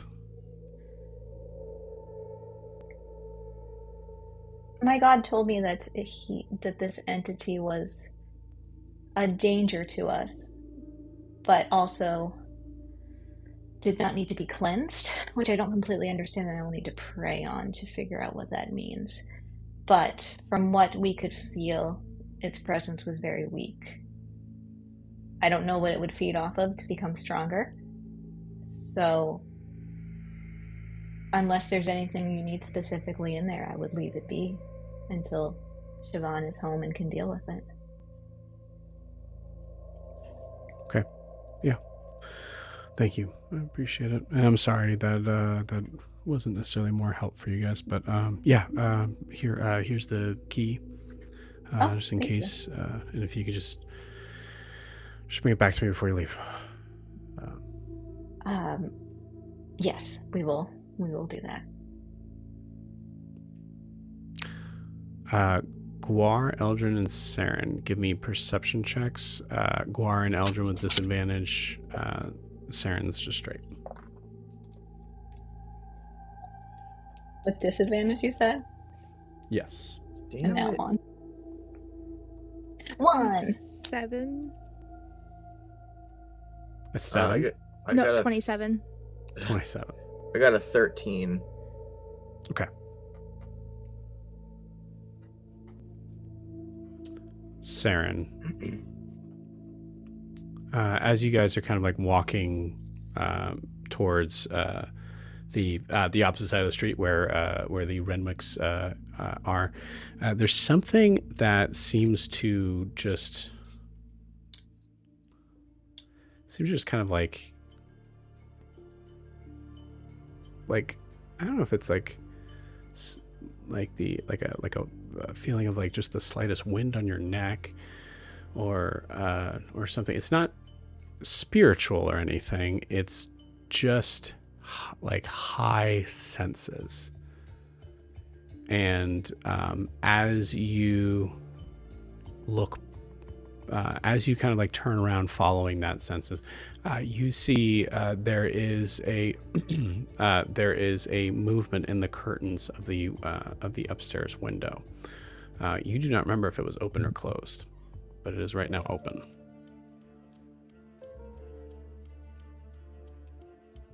She's gonna walk up between Guar and Eldrin and go, guys, did we open a window up there? I don't think it was open. No. I mean, wasn't paying attention, but... The house is haunted, so... Yeah. Whatever's up there might have opened a window. Yeah, does that mean it got out? Well, I Can mean, it do that? if it did get out, it's something that probably happens from time to time in places. I mean, there are spirits that are moving through our world at all times. Saren, you get a message only to you that says, "Hey, can you shut the fuck up and give me a minute?" It sounds like Huxley. Oh, God.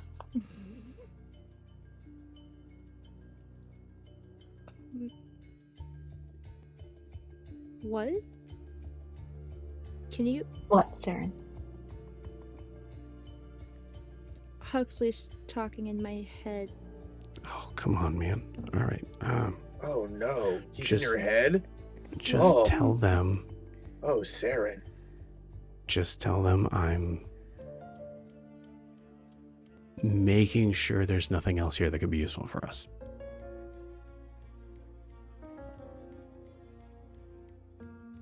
Because obviously you need to tell them everything. She realizes and goes, maybe not in my head. Never mind. Nice. Sure, yeah, we'll just ignore the fact that you just thought Huxley was in your head. I think, oh my gosh, I totally forgot his name. Remy and Kenneth, Kenneth? thank you. Kenneth is in the house at this point. Well, Wait, did Saren tell us Huxley's here? Saren said, "I hear Huxley," and then said, "Never mind," essentially. Yeah. Yeah. What does he want? Once Kenneth, like, she sees Kenneth walk away, Yeah. I think he's doing the invisible thing. He's in there, maybe? Oh. How Or- did Well, he get in there? Or the coin? does- I don't know. Well, also isn't he kind of sneaky like Saren with the rogue stuff? Is that derogatory? Should I not call you a rogue? That is what you are, correct? No, Why would that Yeah. be derogatory? I don't know. It's weird that you would That's think like- that's derogatory. I thought it was Kind of my Rouge. job. No, that's just how people spell it all the time. Who said that? Nora? That's Noros. That's your husband. No. God damn it. Well, that's the stuff ladies put on their cheeks to make them look redder. kill 'em. That's- I know. I thought you were saying that she needed some Rouge. I'm sorry. I was coming to the back No, end of that- this. I think that's just how people No, spell it all the time, and it's very annoying. Honestly, I Okay. mean, I Mhm. don't care. Let Huxley do what he's gonna do. He wants to kill Kara anyway. He's probably just gonna look through her stuff and steal whatever the hell he wants to. Not our Huxley issue. is a very bad person. I think he's a lot more complicated than we give him credit for. No, I don't think so. I think he's just Yeah. a bad person. Milo, for the Eltrin- record, you're hearing all of this. Amazing. Because Oh, actually, Huxley I'm did so a good sorry. job. There is a mile radius in this, so I think it's kind of cutting in and out. I think there's certain things you're hearing and certain things you're not, because I think you guys are probably Mhm. a little bit more than a mile.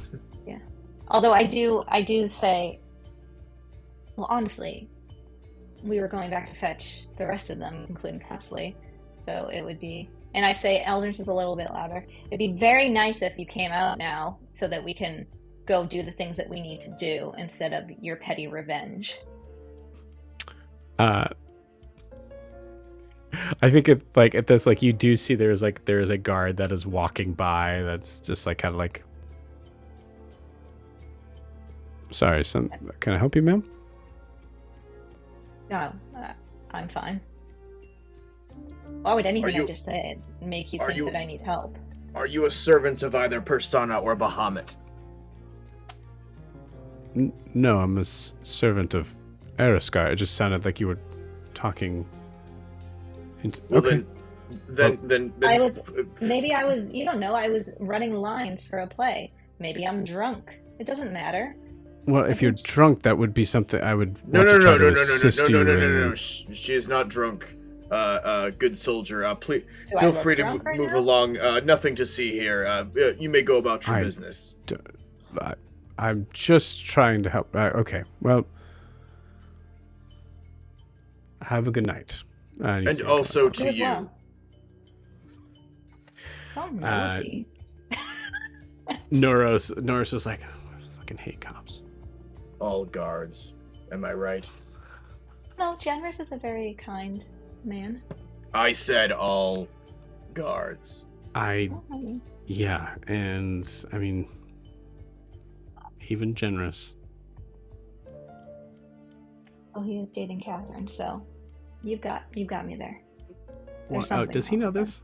This is the first time he knows it? Yeah. This is the first What? time. Oh, yeah. Well, not quite sure if they're dating, definitely sleeping together. There's a lot I haven't caught you up on. That's insane. Yeah, you need to tell me everything right now. Mhm. And fully forgets of anything else that's going on.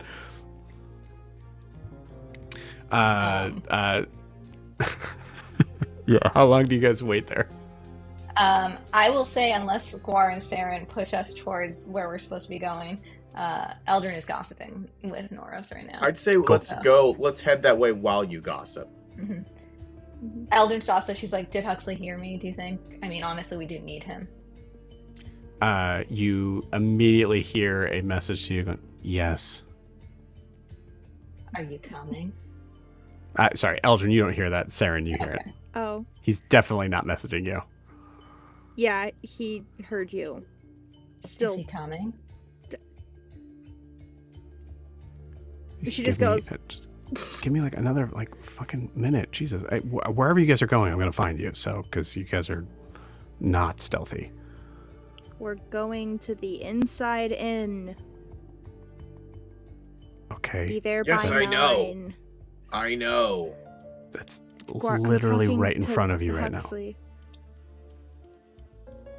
It's right next door. Known, and Eldrin is a little annoyed. She goes, "If we had known that he was just going to come out here, then we would have just had the entire group come with us, so we wouldn't have to go all the way back to Alina and Faustus's. But that's fine. Let's walk a full mile and then walk a full mile back here.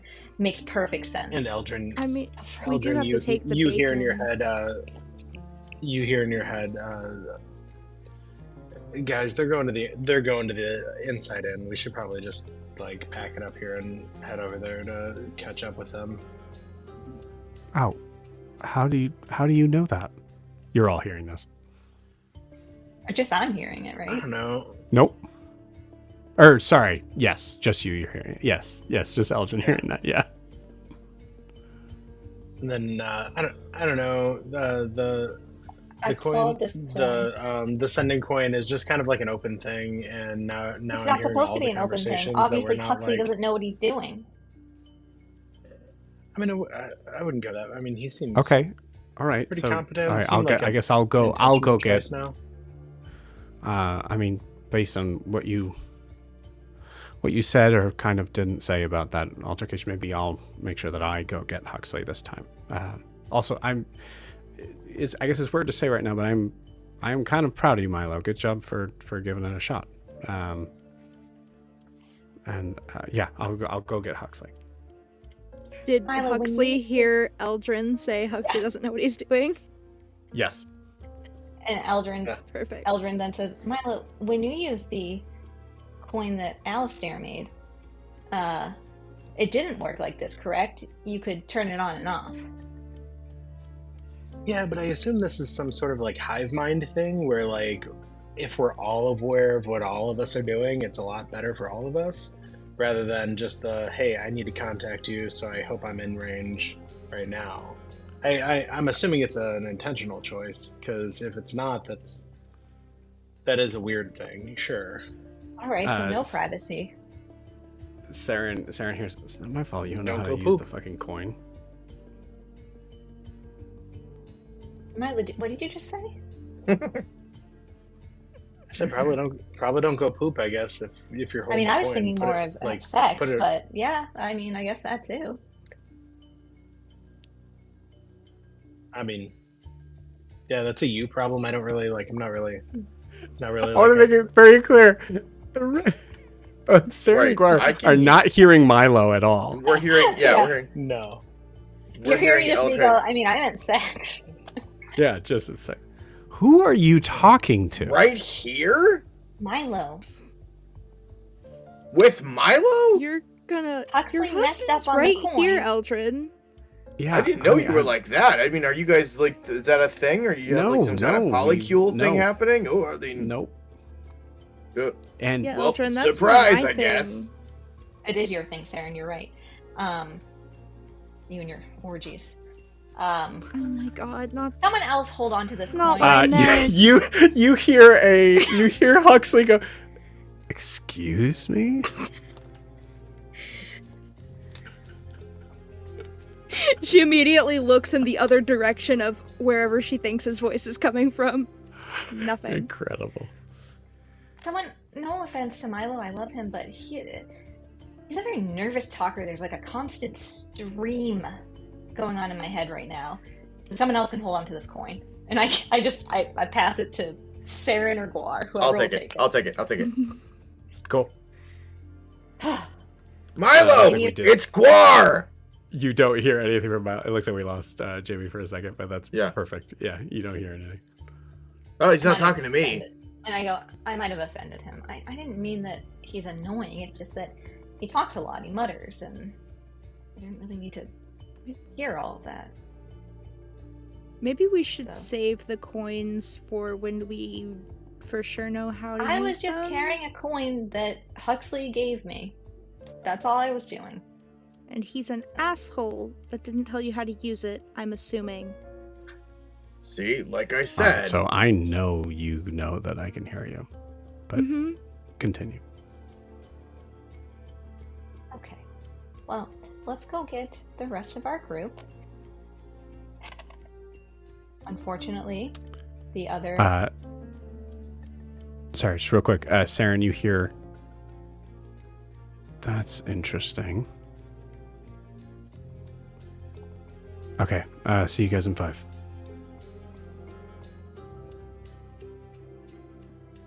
You see Saren visibly like, what the fuck is he doing? Well, I think he found something. I just look at everybody who's gotten voices in their heads except for me, and I just go, Milo, it's Guar! Everybody gets to talk to everybody in their head except for me. How are you?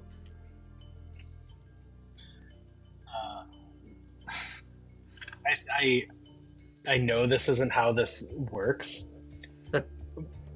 but I think all you hear is, oh shit, and then you hear the coin ring on the ground. Yes. And it's so loud. Yeah. Yeah. That's so good. Milo, are you heading out from where you are right now? Yeah, I think Milo would have gathered gathered the rest of the Mongais and headed towards. So we would probably meet you like halfway because you guys are coming this way anyway. To fast track, can we just say that Alina said that we could bring her the bacon when we drop off Gerard in the morning? So we don't have to go all the way back there. They're going to meet us. Yeah, at yes. the I inside. mean, also, Yeah, but that was here's my question. the other if we had thing the too bacon. is there's a good chance that all of the inventions are there as well. But we can let Huxley handle that, honestly. Yeah. Yeah. Okay. So I feel like that's what through all of this back and forth and trying to figure things out, we agree on we'll just meet halfway and then walk all together to the inside inn. Which frustrates Elder to no end. She's like, why can't we just meet at the inside inn? Yeah. Yep. Sweet. As you guys are walking off halfway, meeting Milo, Brimhilda, Wilbur, Gerard. and that's it. And Gerard. No, Gerard's staying, right? No, he's We're- not staying the night. We're dropping We're gonna off take him in the morning. Gotcha. Okay. Little boy's Cool. not ready for a night alone. No. Away from mommy. Aww. I was gonna roll for it. It's gonna be really fun, but yeah, okay. Cool. As Milo walks out the door of Alina and Faustus's, it's like the first time he's seen the damage that Gerard did Mhm. trying to get out, and he's gonna look at it and like, I think you can rub like a walnut on that. I think it'll really help. It should match the wood color. Oh, Milo, don't can- even I worry can try and about help when it. we're done. It gives me a reason to build a new door. Not a big deal. All right. He's gonna buff. It should buff out. But yeah. New door. You can give it all sorts of features. All right. I think we'll see you in the morning. Okay. All right. Yeah. You're taking Gerard? Oh yeah. Gerard's just fully asleep in a corner, ready to stay there. And so Milo's gonna tug on his collar a little bit, and yeah. We'll take Gerard and walk with him. Cool. Brumhilda follows you out. Is Gerard at a size that Milo could ride him? Size, yes. Willingness, I don't know. Yeah. Because I mean, you might get 'Cause mauled Milo to death, might- but you could try.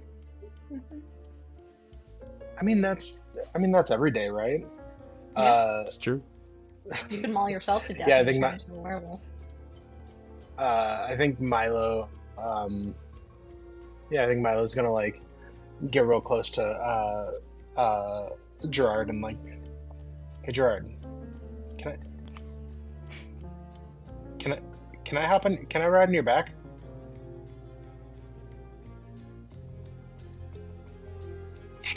Only an animal handed. Gerard pushes his glasses up.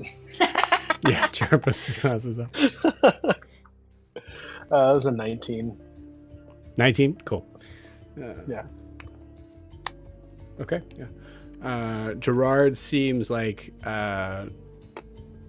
so weirdly tired from the lack of exercise over the past couple days.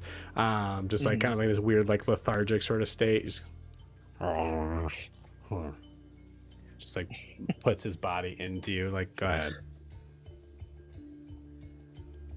Yeah, Milo's gonna gingerly I think he rides on Duchess's back. He's gonna sit crisscross applesauce and just kind of hang out and pet him on the head and give him directions where we're going.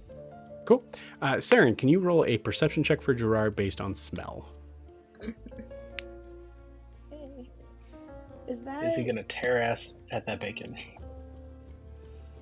Is there some specific thing for smell? No, I was just making sure there wasn't anything that would. I don't know. I don't think so. Sometimes there might be Advantage. advantage. There's some beasts that have keen smell. Yeah. Mhm. Yeah. I'm that Like sounds werewolf. familiar, but I think that was in Humblewood. Yeah. This boy. That is a 19. Cool. Awesome. So Milo, you're riding with that for a little bit as Brumhilda kind of okay. So obviously you seem to know that Huxley's not up there because I went up there, came downstairs to tell you that he's not up there and you were already out the door. So do you know where he is? Yeah, he's with the group. I don't know. As you're they saying seem that, to all of be a sudden Gerard seems to take off, and you have to grab on to hold on. As Gerard smells from a quarter of a mile away that Saren is nearby, and maybe also Bacon. No. Who knows? Wait, does so Sarah yes. not remember Gerard yet? Is that memory still gone? The memories just we're here in a rebuilding sort of thing of that. So Saren knows okay. that she forgot, but yeah, She knows that she's supposed to love him. yeah, she knows that. Yeah. Also, when she made the comment about him being upset of being underwater or whatever last session, that Oh, was yeah, she wouldn't that would have remember. definitely just been her being yeah, he was. Oh, yeah, you read it in your probably journal. upset. She doesn't really fully know what she was talking about. Yeah, he was probably upset. Yeah. Mhm. Yeah, I love it. Cool. So we'll speed this forward because I want to make sure we get to the meeting at least. So as you Saren, you see Gerard coming bounding up with Milo just desperately hanging on. you guys meet. I think Milo, you might decide to like, all right, maybe not just yet, like slide off of Gerard at that point, as you're gonna have to walk the rest of the, or you're gonna have to walk with them anyways. Yeah, I think as Milo, as Milo's like flailing on the back of Gerard as we get close enough, and he sees, as Milo sees the group, he's gonna do like a sick ass backflip off of Gerard and just start and like not break stride and just walk up to the group. Hell yeah! Give me that acrobatics check.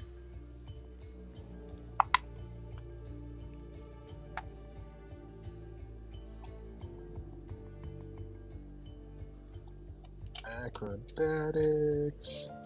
That was a 16. Cool. Yeah, absolutely. You land it. It looks super cool. You guys have to kind of like wait there for a minute because Guar, you see off in the distance is Broomhilda and Wilbur.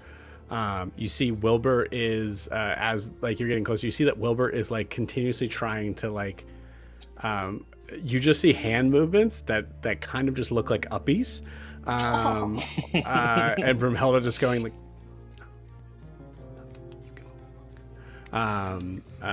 as eventually they get close enough for you guys to meet up. When Milo's in front of me, I do say, well, Milo, the only other ally we could have had in this city happens to be the captain of the guard. So, good job on that. I did fine. I had a great relationship with the captain of the guard. Her name is Brooke, by the way. It got soured. You I wasn't on a first name basis. You say Eldred, do you think you're waiting for Broomhilda and Wilbur to show up to say this? Because I assume you're not. No. So Broomhilda doesn't hear this. If you would like, Broomhilda could be coming up right when Milo is like, it's soured. Yeah. Yeah. That's good. Yeah, cool. Yeah. I'm just saying that could have been an ally. So we need to be more careful in the future with the decisions. What could have been an ally? The captain of the guard. I was given her that name bitch? by Kara. No, absolutely not. Oh, she was a... Oh, okay. Never mind that. Yeah. Well, I mean, you know, she's a guard. And, like, walks by. You all like to kind of, like, lead through. And Norris just goes, I knew I liked her. Follows along. When he does, I say, All who guards. text me in Honoria?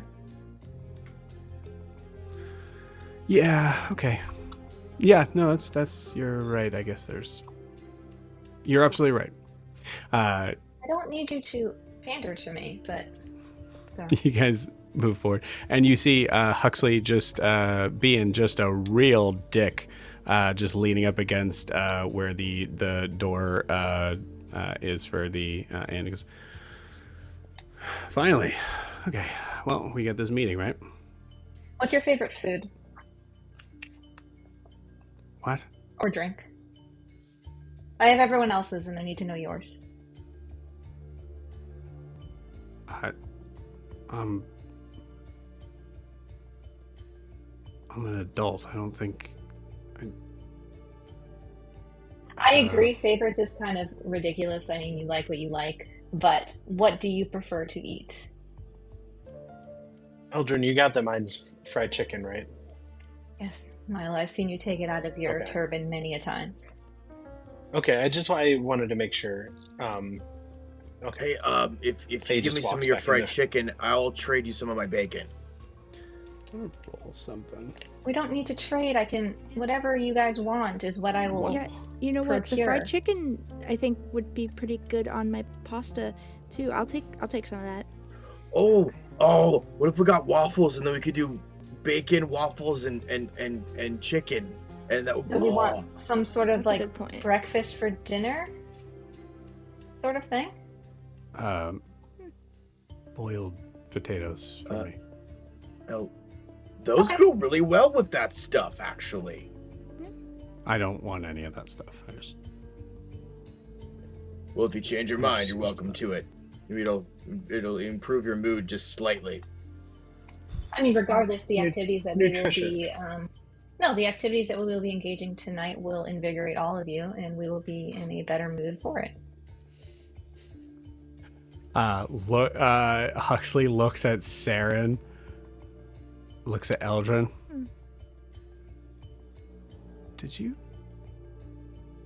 Are you? Mm-hmm. Nope, but she's making it sound like it, right? Yeah, okay. Yeah, she did this in front of the professor, too, which was slightly Are we on for that all of us. again? Really? Looks at, you do see Huxley kind of like, snaps a look at Guar, just like, Oh. And Eldrin, Sarah, we're on that again? Broomhilda better We're having watch a feast. Eldrin's always That's looking what for I'm- an orgy. I don't know what to tell you. a feast is a feast. But yeah, okay. Well, let's handle this meeting first. Looks at Saren, and Saren, you hear a voice in your head saying, "I need to talk to you real quick first."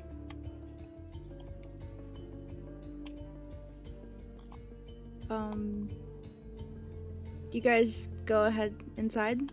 Give us 5 minutes. Secrets don't make friends is something that I've heard on land. And I walk inside. I'll tell... Okay. Secrets are no fun. Secrets hurt someone. And I walk in. Because you both know we're both rogues, right? Like, that's a ridiculous statement to say to us. Right? Yeah, okay. As Guar walks in behind me, I say, I heard that from you. The secrets don't make friends thing. You see Broomhilda also goes to walk in, but stops in front of Huxley and just goes, I saw that. Walks in.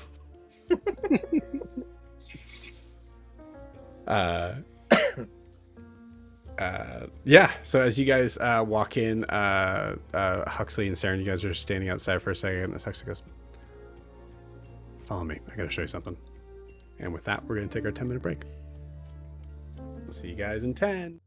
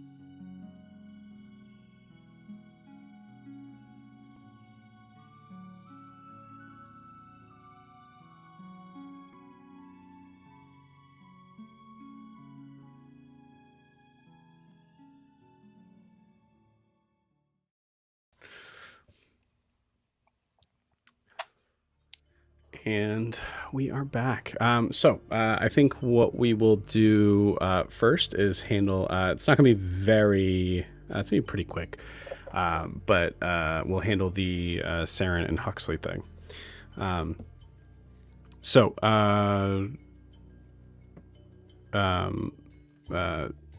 Saren, you immediately see Huxley go behind, essentially, like, I think goes behind an alleyway and starts to kind of like scale up the wall, like jumping from like spot to spot to be able to kind of get up to the second floor. Does that relatively pretty easily, to a degree of like fully in his element. You get kind of like an idea of like this was his, like in the way that Saren feels like at, you know, like fully safe and in their own sort of like environment in the woods. This is Huxley's thing. But I assume you join him in going up there. Yeah. Actually, you know what? I apologize. I shouldn't try. I don't think he does that at all. I think he actually just had left the door unlocked. So I think maybe more of like a sign of like he knew Saren was going to be like I think Saren, you get like the idea like he knew you were going to say yes to that. So doors open. Just come on. You want me to go back in the fucking haunted house? Yeah, just I mean. Oh my god. Yeah. Okay, it's fine. Fine. Sure. Okay. Didn't know I need you a soul spooked soon so anyway, easily. I guess. Yeah, so what's going on with that? Door shuts behind. Darkness. You see Huxley instinctively light a light on his hand and kind of like point it behind, like to his back behind, so that you can see. Saren, you can see fine. It's but like he just yeah. And you think like if he's consciously thinking, he would have known that. But yeah. I'm good. I can see. Oh, yeah. Okay, that's right. Okay. And I can do that too. Okay. It's fine. You were saying you were scared of going to the haunted house anyway. I figured I'd just try to give you as much light as possible. Also, if it is haunted, I think I have a reason why. And it's going down the hallway where the back door is. She's gonna follow. But yeah, Saren, do you tell Huxley like what the whole deal is? She already, I think, kind of explained it. Because I think that it would have been before they met back up and were in Celeste and stuff. And she kind of gave him like the rundown, but okay. I think she would just. I think I knew that you mentioned it, but I couldn't remember if you had just outright said the whole thing or not. I think she's pretty much just like said she's told him everything, because she's very like open book with the people she assumes are like on her side. Gotcha. So what is the deal with that? So like as he's walking, he's now opening the basement door, which has been opening the basement door, which has a like has like a hole underneath the door itself that looks to be like a Huxley hand-sized hole. So instead of trying to pick the lock, Huxley just punched through it. Jeez. Literally have a key. Yeah. Yeah. But yeah, is just kind of like trying to like, so what as he's doing that, he says, so like, how many days are you at right now?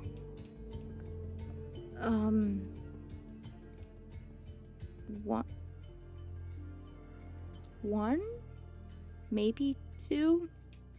Okay. Does it like feel different or something? Opens the door. Yeah, I kind of become like ethereal. Can go through like walls and shit. It's kind of what got me into the whole arm situation. I almost died. So, I'm also not supposed to talk about it. Eldrin tried to talk to her god, and it's been a lot recently. Yeah. The less I know about gods and shit, the better. I just care about right now. So not too fond of them either right now, or whatever it is.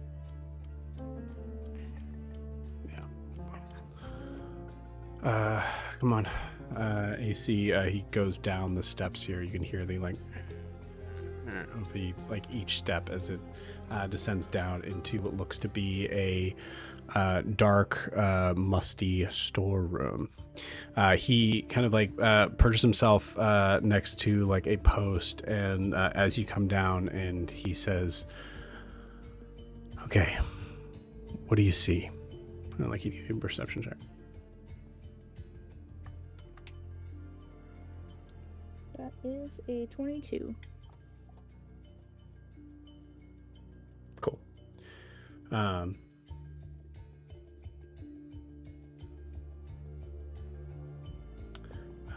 There is so the first thing you notice is that you smell a smell. It smells like a cooked meat.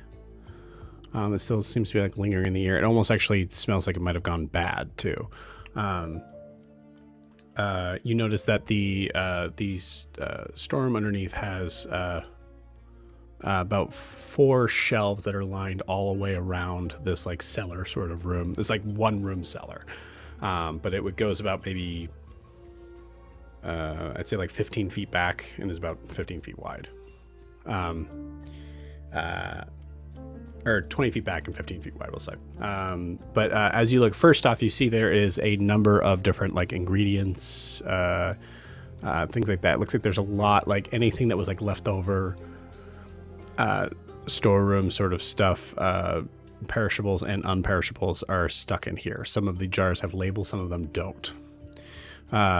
You notice that there is an indentation on the, you said 22, right? So you notice that there's an indentation from the shelves to the far, from your position, the far right corner, where it looks like like something got maybe pushed in or rearranged. Everything else looks relatively neat in here. But also coming kind of closer to you as you were looking, sort of trailing the ground, you notice that there is a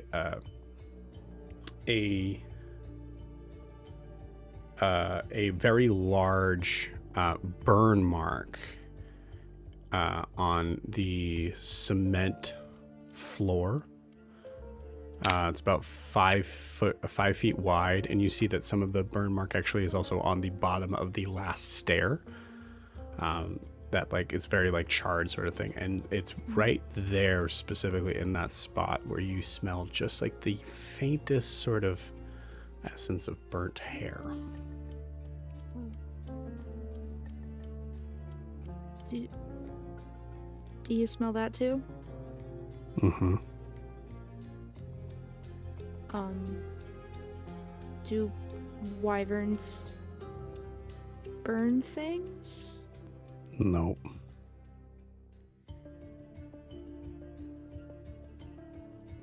Not typically, and definitely not ones that could fit in this room. You see him bend down, kind of runs his fingers along the soot and goes, "Do you notice anything about this?" And as he kind of puts it near you, you notice the smell of burnt hair is actually worse.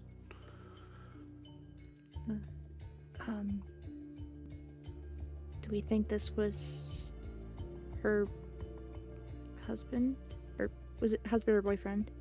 Carter? Husband? I doubt it, seeing as he's still following her in some sort of spiritual form. Or, I don't know, some cleric thing. She found religion on her way to Dare's Wharf, from my understanding. So, no, but it's definitely human. Also, I didn't expect you to figure this out, but the concoction that we used to leave this mark and nothing else, no bones, anything like that. Well, come here. It goes over to the corner where there is an imprint as if someone had moved something, and you see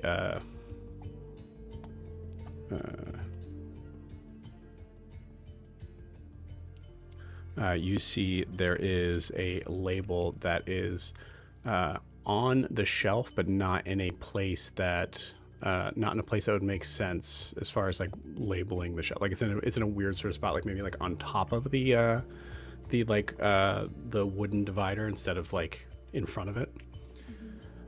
It seems to be just like a little bit askew, which doesn't match up for the rest of them. And you see the markings that says Alchemist Fire on it.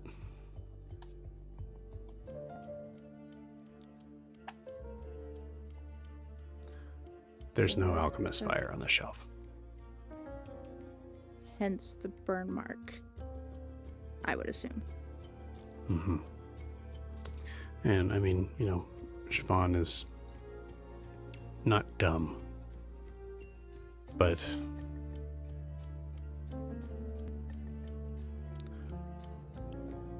I don't know. I mean, do you think she did this to someone, or... I mean, Kenneth mentioned something about an intruder, but he was concerned about something else, and there was definitely something he wasn't telling us. Could be this. Kenneth? The tiefling. The one Gwar got the bacon from. You think you could find out more information about that? I mean, his shop's right next to the inn, so... yeah.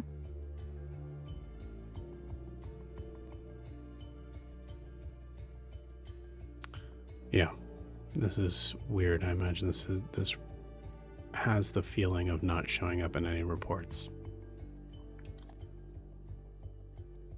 Why do you care so much anyway, if you just want to kill Siobhan, Kara? Why do you want to be involved in this? Know thy enemy, right? Do you think Mortimer's had anything to do with this? No. I don't think she's important enough for them to notice.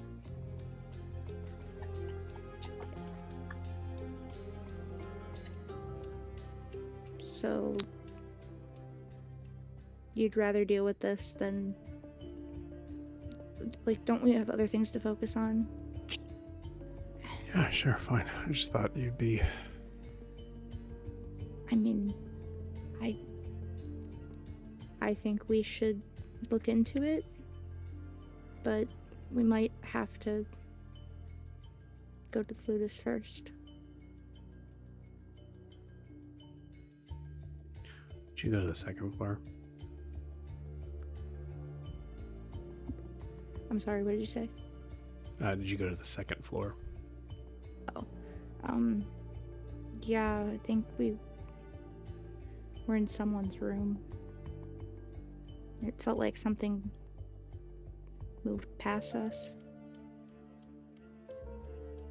That wasn't you, was it? No, I don't think so. Okay. No, So it wasn't me.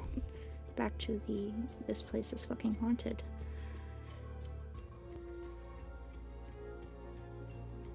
Did you see anything up there?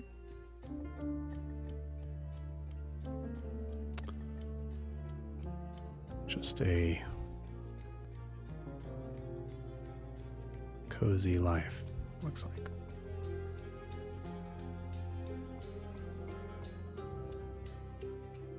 too bad she left that. All right, let's go.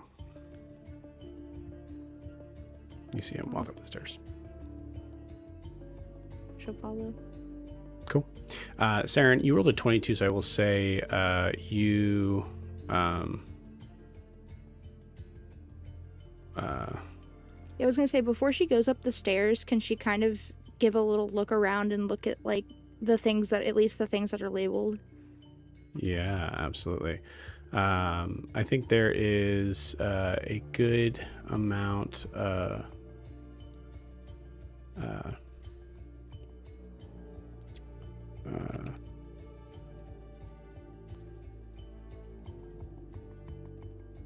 there's a good amount of ingredients here that look like they could be useful for someone who knows how to be able to like mix them well. But I will also say so nothing like built together that comes to mind. The alchemist fire itself is the most dangerous sort of thing that you've seen that was labeled. However, you do see there's a shelf that is marked guano, and you see that it looks like it has also been moved. You found it after all. Yep. I have a really stupid question. No, go for it. I have a book that I got all the way back in, I think, Brunte, in like the basement or whatever, called Potions and Polymers. I love the callback. The only note that I have is that it has a recipe for glue in it. Hell yes. She would like to look for the ingredients for glue. Incredible. Cool. Yeah, you find I have something else too. okay, give it to me. From June 1st, 2022, this was in the same place that she found the jar of blood and the jar of Raylor's magic, in the church of something. Okay. In whatever. It's a list of formulas for potions, but I don't know what they were. This was in a church in Brunte? No. In Elmater? Yeah, Elmater, Colville. In Colville. Okay, cool. When we Yeah. went down in, I don't know if You there's got like it. Oh, I know what you're talking about, yeah. some Cool. kind of specific potion that could have What been. we'll say for simplicity's sake on that is that a lot of the names, because I think that makes sense story-wise as well, is like a lot of the names don't really state what they are. So you're reading like the phrases of like things of like the like one of them says like the bloody finger of God, like something like that, where it's like you have no idea what the heck does that means. So there's stuff like that. But yeah, I'm gonna say, because you were pulling that far back, and I love that so much. Yeah, you noticed that one of the things for Sovereign, there's a couple things for Sovereign Glue. The general sort of like jar of adhesive substance, which is gonna be kind of this like sort of like milky white, sort of gonna look like glue. And then you also need to find. You do also find a jar that has this this weird sort of like black but like viscous, or you can see it like kind of like connecting to the side of the bottle, and it had stopped. And you see underneath it says oil of slipperiness on it, which is another thing to use to combine with the natural adhesive. So you have glue, but then if you put the oil of slipperiness together, you have what is known as Sovereign Glue, which is extremely powerful. Yeah. Sweet. So I will say you have enough for So many pranks. so many pranks for 2 bottles or 2 vials, Okay. essentially. but you'd have to spend time to put them together. So Yeah. I'd say like it takes you an hour. It would take you an hour, and it would be a check to do so, as you're not necessarily gifted with alchemist supplies or anything. She's cool. not doing that in this dark basement. She's throwing that Right. shit in her bag. Yeah, all alone as the door is like creaking. She's got Cool. her little like book out, and she's like, "Oh, that looks like it's in here." Okay, yeah. And You hear a voice that says like, "Are you coming?" But he doesn't see you looking at the book. So you grab the stuff, put the book away, and yep, I love it. Cool. Meanwhile, we come to. I'm gonna do this. I'm gonna bring the music down a little bit, and give the tavern basement thing, which means nothing to you guys. Sorry, 1 second.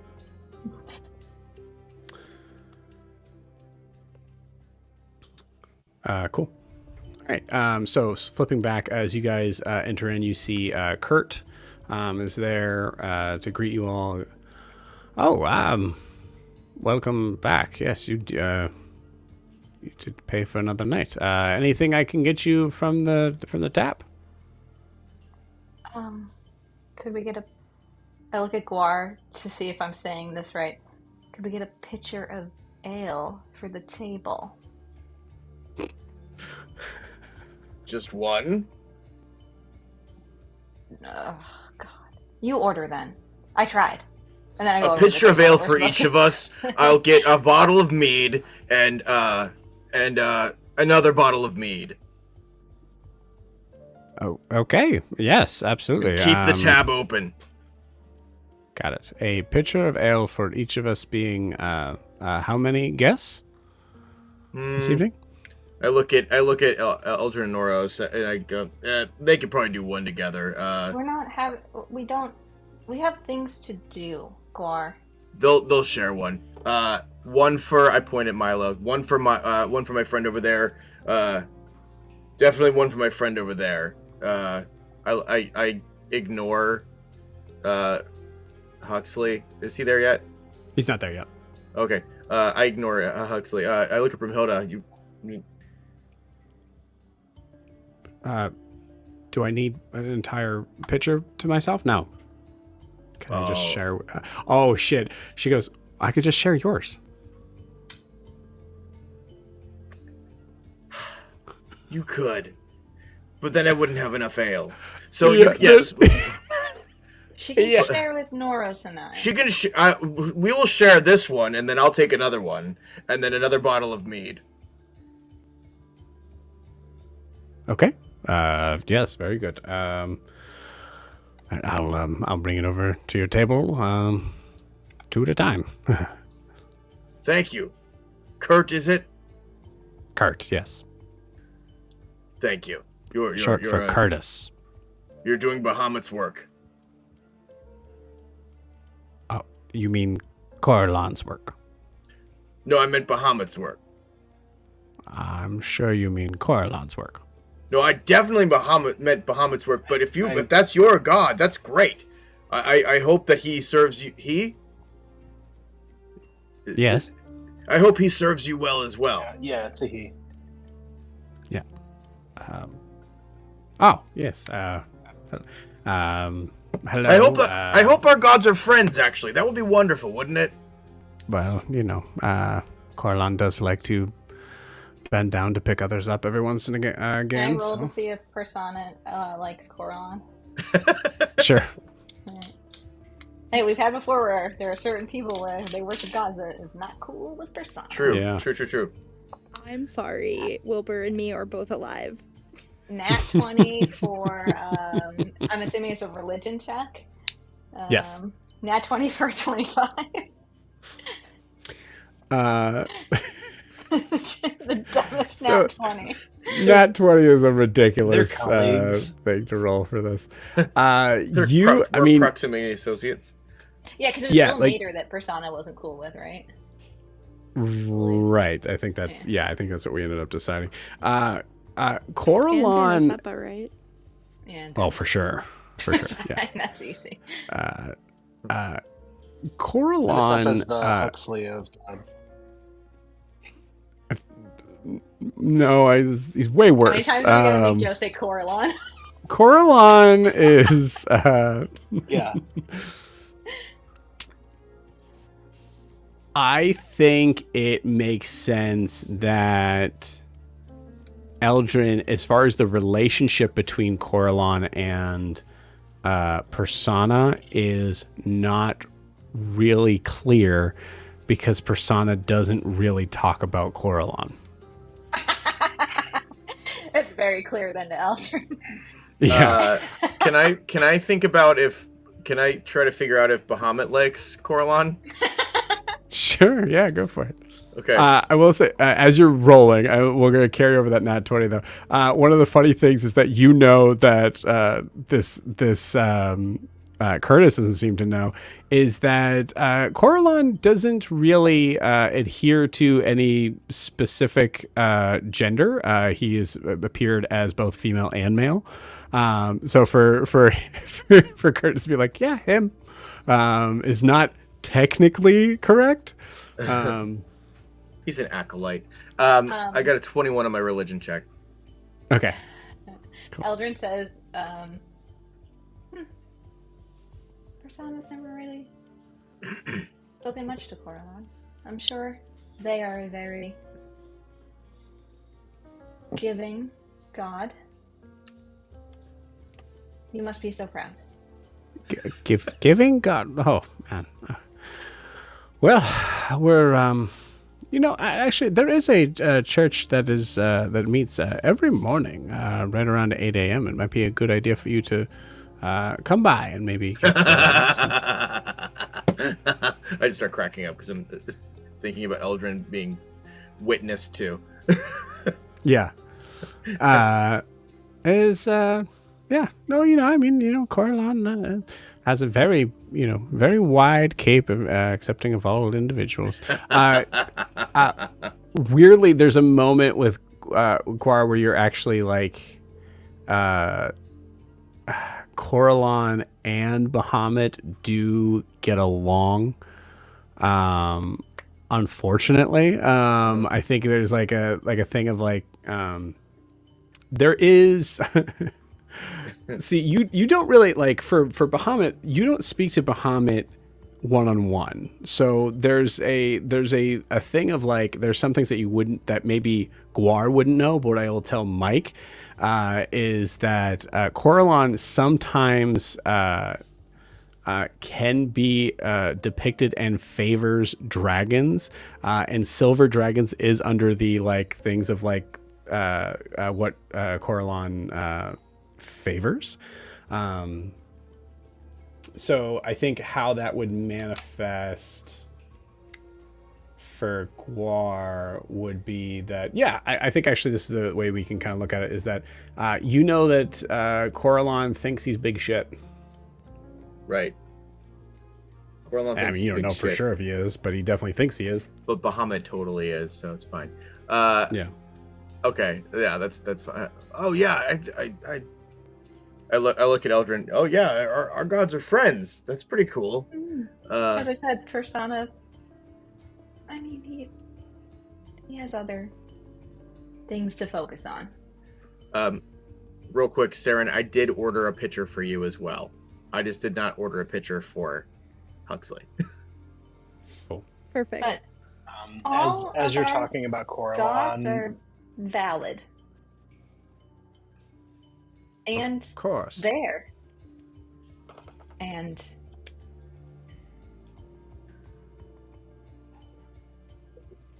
I'm gonna leave you two to it. I'm gonna go sit down. Let's go. What does Milo saying here first? I was gonna say as we're talking about Coralon, Milo is looking weird, like just weirdly off put by Curtis. Are you I'll Jake leave it at Milo that. Hall or whatever? Curtis Does that did like No, I Curtis did Curtis knows specifically too. mention you, Milo. Like, it's good to have you, halfling friend. That was, if I didn't get that out, that's what I meant to say. Oh, in the morning you would have been just Yeah. Milo, I guess. yeah. Oh, yeah. I think Would we you- dropped it after we left the. Yeah. So I feel like Broomhilda would have triggering done Milo, it I back think. up again, right? Oh. Yeah. Yeah, she would. She would have remembered. Yeah. Yeah. Yeah, Yeah, I guess if she has the see you again. yeah, Corlon, huh?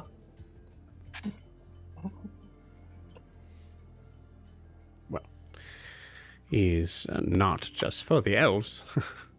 Hey. There you go.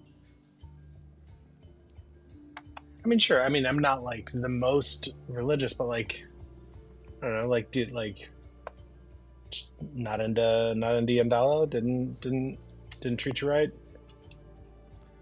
Oh, well, I learned about Coralon from a very young age, and, even though there are gods that adhere more to the halfling lifestyle, I tend to kind of feel like in a lot of ways, just because I am what I am doesn't mean my god can't be what they are. Yeah, so you go with what you know. Okay, I mean, like I said, I'm not like I'm not here to yuck anyone's yum. I just I thought it was. Oh, I think it's interesting because I'm more like culturally halfling, also physically halfling, but like more culturally than religious. But like, I don't know. I never thought about other gods. That's interesting. Well, maybe it'd be time to open your mind. Every morning, huh? Every morning, 8 o'clock. We'd love to have you. Okay. We'll see. I think I got plans tomorrow, but we'll see. Well, I will pray Yeah, we have a tonight meeting, to just right? make sure that your plans are left open for a life-changing experience. Here's your beer. Yeah, Milo's gonna take 2 of the pitchers off his hands, so he doesn't have to carry all of them on his own. Cool. When Milo sits yeah. down, Eldrin says to him, "Yuck your yum. I like that phrase. Did you come up with that yourself?" Just downing a pitcher. No, yeah. Mid belch. No, that was Mickey. Mickey came up with that one. The one that's dead? May he rest in peace. Yeah, the one that the shopkeeper that passed With away. the candles on the head. Okay. Interesting. Mhm. It is a very unique phrase. I will put that in my journal, and I will make sure that I let the board know when I come back from my test of the land of that thing that I learned. It'll go in the books, Milo. Noros is leading into Quark. Okay, so it's okay that Mickey's dead, apparently. That's fine. And just leans back. I just look at Noros and I just holding my pitcher, and I'm about to take a sip, but then I stop, and I realize I was supposed to share this with Broomhilda, so I turn it around and I pour her a glass, like Thanks. perfect, foam head, Mm-hmm. and then I down the rest. Cool. I'm staying out of this because I want Milo to learn about Bahamut before he learns about Coraline. Did I say that right? Coraline? No, it's Coralon. Coralon, but honestly, it's... Wait, what did I say? Not I think- Coralon. I think we're all set. Thank you. Yeah, Curtis. you are off. As the dead horse is no longer being beat, we Does Huxley and Saren come back? yes, at this very moment, Huxley and Saren comes in. I hand Saren her pitcher. Thanks. Did you? Did you get glasses with this, or? What do you need a glass for? It's already in a vessel. Not all of us are large like you, Guar. I down my trying to drink it. I down my second pitcher. Give me a well, yeah. Let's say Saren. Give me an athletics check. I think, and then Guar, give me a Constitution saving throw. Yes, sir. Perfect. Actually, I would allow this to be a sleight of hand because it's more of like angles. That's good. Sorry, what throw did you say? Dex. Constitution. Con save. Okay. Sweet. 17 for me. Cool. Nice. Nat 20. Cool. Yep. On the stupidest thing possible. That's you're able 25. to like. You're able to hold it fine. I think there's like a moment of like Saren as you're like going to like, why am I doing this? Mm-hmm. You know. And I think in this very moment, as you said, Huxley doesn't seem to care at all as far as getting a beer or not. Just standing, actually not sitting, standing against the wall as you guys are sitting down, like kind of like towards the corner, always just making sure he knows his exits. As the door opens again, a large figure walks in. As Professor Thorne walks into the room, and you hear an audible. Jesus, from Huxley. Right? Right? I'm rolling something on that. That's a 19. Huxley goes, hey, dude, go for it. You need a wingman? Do your best. He's and I mean this in multiple senses. He's like a rock. Do your best. I stand up as he approaches the table, and I offer him one of the bottles of mead. I just say, may I pour you some?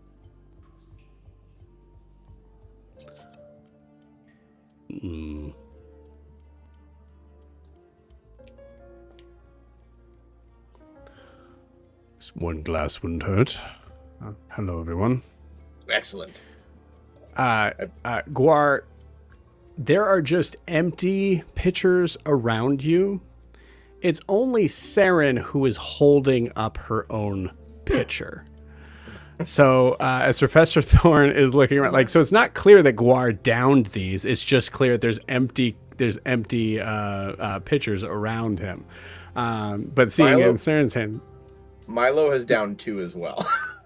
So there's, but I think in that way, it's like there's. Oh, just one. Okay. So there's 3 empty pitchers on the table. Yeah. But Saren has a one to herself that she is currently holding with her nat 20. So you see Professor Thorne just. Wow. It's fine. The benefits of tonight will cure any poison that they Professor, give it's to themselves from this beverage. Trust me, Professor, it's been a long day. This will take the edge off and allow us to be calm enough to have a conversation. I promise you that. You will have our undivided attention, and it is a pleasure for you to be with us tonight, and I appreciate your time. So it's a pleasure for him to be with us tonight. Wouldn't it be a pleasure for you to be with him? I feel like that's very pretentious. Is that not what I said? Wait, is that not what I said? How many did I have say? you had? We're still talking about just the like 1.5 festivities later. Just I look 1.5. up and I say, we've been sitting here for 10 minutes. 10 minutes. This is our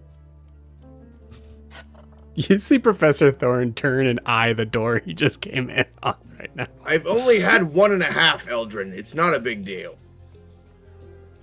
All right. Well, we're here, and let's get started. It's not like, lives are on the line or anything, so let's let's get started. Well, someone new. Actually, 2 people knew, right? Brumhilda was there last time. No, she wasn't. Brumhilda was she not was there. angry. Yeah. And that's right. I motioned to Brumhilda. I say she's our wizard that I spoke to you about. She's super powerful. Okay, thanks, Cor.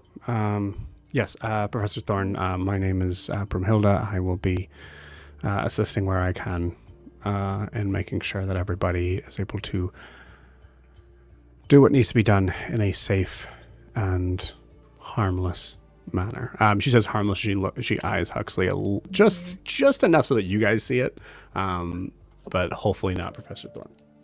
I look at Professor Thorne. I just mouth, "She's amazing." I see. He's hyping her. Well, Brumhilda. Last name? It's Brumhilda's fine. Understood. You, like, kind of looking at the person that is standing in the corner of the room.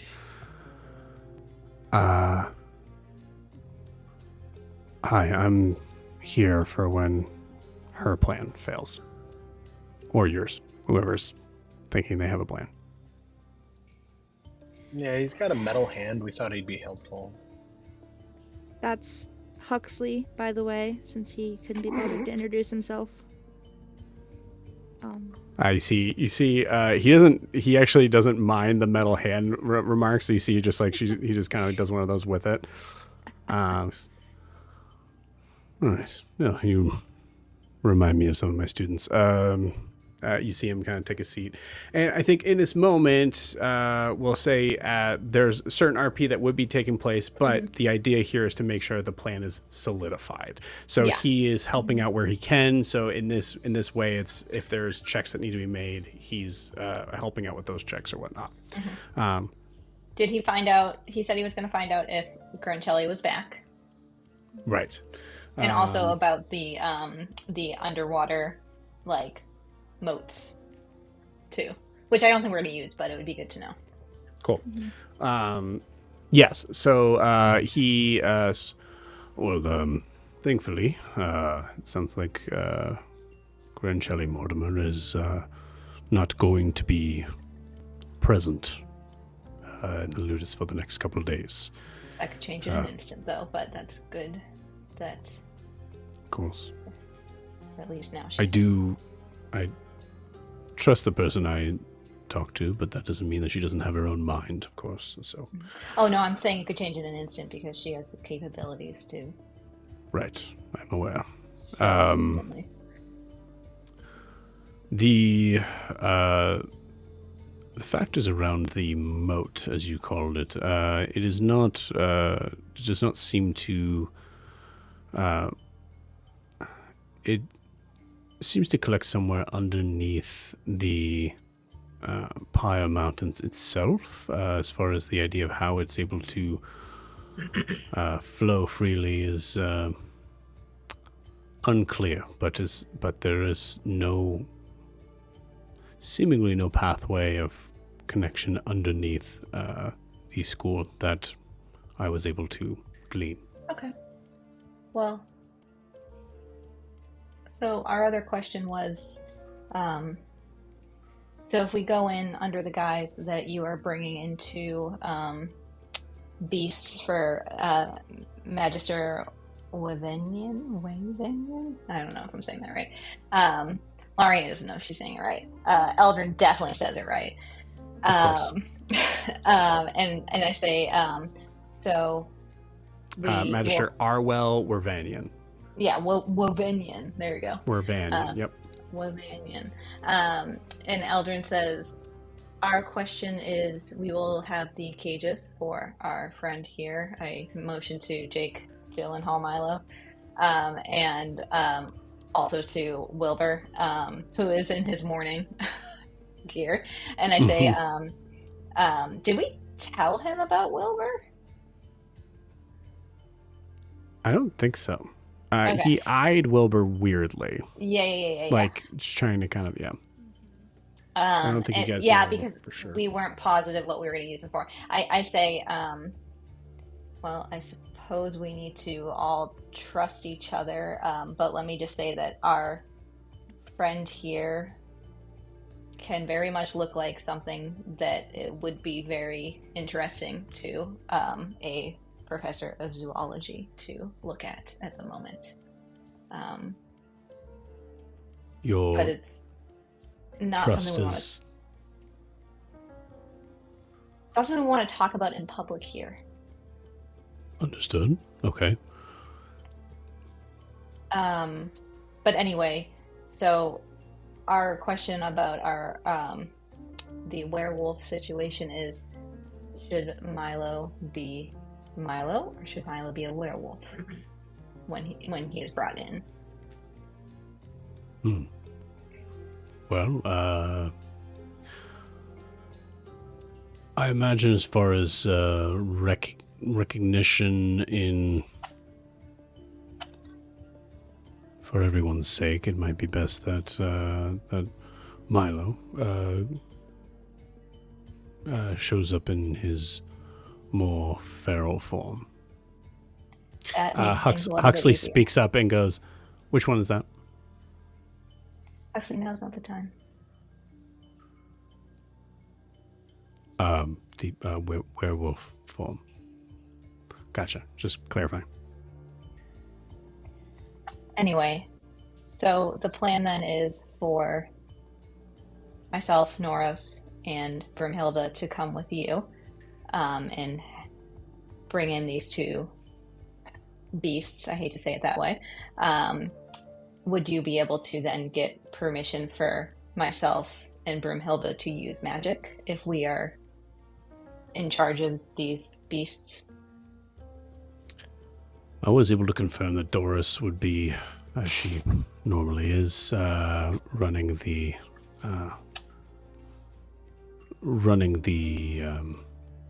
gates. So I imagine it would be pretty easy to persuade her in this. For clarification's sake, Doris has been at this job for, my understanding, since it opened. And how long So ago was that? It's about, I believe, somewhere around 10 years, like 9 to 10 years. It's been that long. Might be 10 to 15. Okay. She's easy to persuade because she thinks you're cute. Oh, no, apologies. That's not what I was. I was inferring to. She's been at this job long enough that I think there is a level of boredom, which could work in our favor. Well, especially if Milo's in werewolf form, I think it will be very easy to convince her that the what would you call us, the beast handlers or whatever, need to have their magic in order to quell anything that could happen. Sure, of course, yes. Do we want to like act it up? Can we get me like I get pretty snacky when I'm I'm a lot bigger and hairier. Like, do we want to act it up and like get me like a like a leg of lamb or something, just like something to chew on and like look real weird about, so people don't want to like look too closely at me. I mean, we are friends with a butcher now, or acquaintances. I'm sure we can grab something. He gave Gerard a bucket full of blood, so. Huxley speaks up with this. Yeah, that's a good idea. Also, I mean, I assume Doris isn't really your type, Professor Thorne, right? Well, Doris is a fine woman. No, I. Well, you're married. You informed us. Yes, I have a lovely wife. Okay. Are these the hard-hitting questions that Milo's you just gonna, like, wanted to ask Huxley, that you told us that we weren't good enough and didn't ask ourselves? No, Yeah. Eldrin, so far you guys have talked about the beast part and asked about moats. So I didn't think that was a smart enough idea to even talk about. Don't you want to ask about the type of walls or something? Yeah, I guess I can ask that now. So on your maps that are marked out, there are a lot of question marks that are on there that we need to know what they are. Also, the average width and height of every hallway and every room. And ideally, if you could give me an idea if there's any minerals that we need to know about in the wall, specifically iron, something that could be... I mean, the iron, yes, is very important to know. That will impact the... Thank you. I the wasn't locate done. creature. Okay, the, well, I'm interrupting you because you're going a little overboard. We don't need to know how tall the walls are or how tall the ceilings are. We're planning on doing this tomorrow. Yeah, maybe you don't. I would very much like to know so that I can plan out things that I have built and made for everybody around to make sure that we don't get caught. And don't hurt anybody while not getting caught? Yeah, that too. All right, well,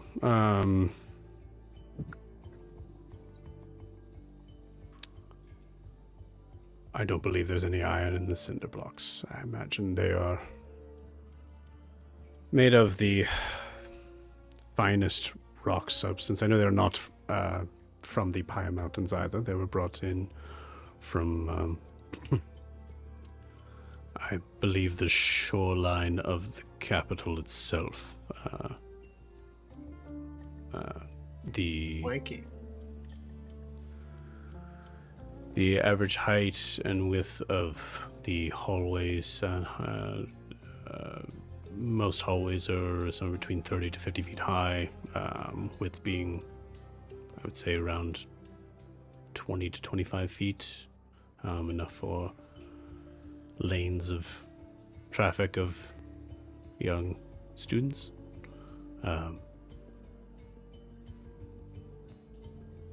Does that answer all your questions? I guess.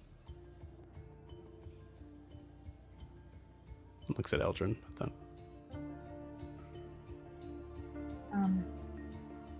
Well, and then the other half of the plan is Saren is going to go in and fix the chandelier. The handyman who it was called upon has already told them that he is bringing a few more people to help with it because of how difficult the job is. Good to know. That's and then once we're past Doris, we will, I don't know, do whatever it is we need to do and to. Sorry, Larian is like I'm losing my train of thought. No, you're totally fine. I think actually, as you said, it's just to kind of like jump in. So this Huxley just goes. So Doris, what does she do to grant us the ability to use magic? Well, I believe anybody could use magic in there. It's whether or not it would be traceable, dealt with swiftly by the automatons that are in there. You hear Huxley. You hear the squeak of Huxley's shoes as he turns and fully faces Professor Thorne. Did you say automatons? Yes, the essentially the school guards as well as the custodians. No one told me there were automatons in the school. Oh, yeah, I saw one in a storage closet. You didn't think to tell me? But it was powered down. Aren't the professors also informed in that book of yours that Saren told me about when magic is used? So it doesn't matter if you can handle the automatons, Huxley. Highly magical people will know exactly where we are if we're not approved and we use this magic. Mm-hmm. Okay. Actually, I'm going to roll something for... So 13. Okay, all right. So first off, there's maybe just one, and I apologize for Professor Thorne. You haven't known these people as long as I have. Details matter, gang. And for what I do, for what I am good at, don't assume what's important and what's not. If there is automatons in the school, forget about the idea of me being able to turn them off or be able to handle them. It didn't occur to anybody that there's a possibility that I might be able to change their schematics, their wiring, to be able to have them work for me. Do we have Can That you one time do never to do that? crossed all my that? mind. It's literally what I do. It's child's play at that. Well, why didn't you tell us that from the beginning? I we didn't know could've- there were. And you see, like, there's a moment of like a stop. I didn't know that that's what a magical school would have as their guards. It seems incredibly stupid for the artificers there.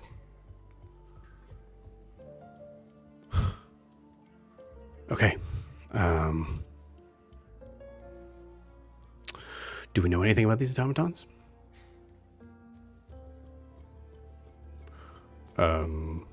Well, they're about yay big. Okay. Nope. Yep. Good. Thank you. It's fine. You see him like kind of like walk off for a second. Milo is attuned to his turban. Can Milo try and find a user manual scroll from his turban for the automaton? For automatons that you have not seen nor know anything about? Yeah, just from the like thinking about the school. I'm gonna rule no. I'm so sorry to give you a flat no, but there's like Okay. you don't know anything about them. Yeah. Like if you were right in front of them, maybe. Yeah. Yeah. No, that makes sense. I just I'm That'd sorry be to give you a really hard dumb. no on that. Yeah. and an opportunity to roll it'd have to be a nat 100 at the very least. Yeah, go for it. Actually, yeah, go for it. Yeah, roll me a D100. Let's see.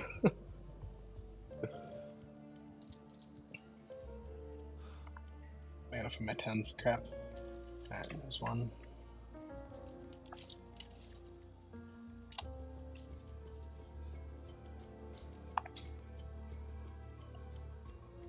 It was a 43. We're good. Yeah. 43. You get a paper that comes out that is your like third grade homework that you forgot to turn in one day. But yeah. Professor Thorne, I know you mentioned that obviously no students are we're not going to use any students or harm them or anything, but I am just curious if you were able to get any of the names of any of the Tritons that are students there. No, I was not able to do that.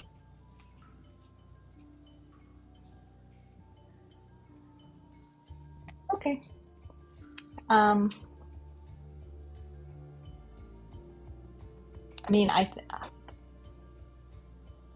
think we, I mean, without going too much into it, we tell him pretty much what we just said. Like, that's our plan, the two groups, and then figuring out when we get inside. Guar's going to go off and do whatever with his Leonin design. Do whatever. Yeah, and do whatever. I will be very specific in what I do. Yeah, you'll be very specific. I will. What is it that you'll be doing? Something very specific. He Which wants is? to live out his fantasy of being a student. Is honestly the only thing I can think of. How crowded is the tavern right now? I think you guys are pretty Don't much do the only it. one people here. Please Okay. don't, Cor. Hello. I am Lionel Manticorus. Of the Rescos Manticoruses. You've probably heard of us. I am the Chosen One. I come from a family of rangers, and I What am does even the destined for chosen greatness. one mean? I am chosen because I am destined to be a spellcaster amongst a family of rangers. No, we dropped that part because Wilbur is going to be in a cage. Of course, Wilbur is in a cage. I am not a ranger. I am going to be a spellcaster. Wilbur says, we know. We all know that. Guar, rolling performance check. There you go. Okay. Nat 20! No, fuck, no. I quit. Incredible. For a, I believe that's a 25. Confirm. God. Yep, Yeah, 25. I think you see Professor Thorne. So Professor Thorne started in on this as Guar like changes visage to a student that is kind of a slap in the face of like, I'm a man who has never attended any educational like school sort of thing past, what grade school maybe, but I could pull this off no problem as one of your students. So there's like a moment of like him just being like, sure, yeah, give it a shot, great. And you do all of that, and Professor Thorne just kind of like is staring hard at you, and then turns towards Eldrin. That'll work, for sure. Well, I Of mean, course it will. Do you see my greatness? you don't go in like this because that won't work. You need to change after you get by Doris Obviously. and get approved. Okay. Huxley comes back in and goes, so what if we could like replace Doris just temporarily? I'd rather you didn't, as she's not don't necessarily consider to be a guilty party in what has brought us to this. Sure. That's why I said temporary.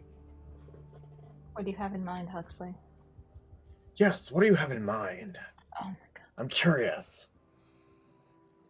Well, I'm assuming that there's probably more than one way into the school if you're me. So I think, once I get in there, getting to the other side, I don't need to necessarily worry about magic to get close enough to Doris, and then,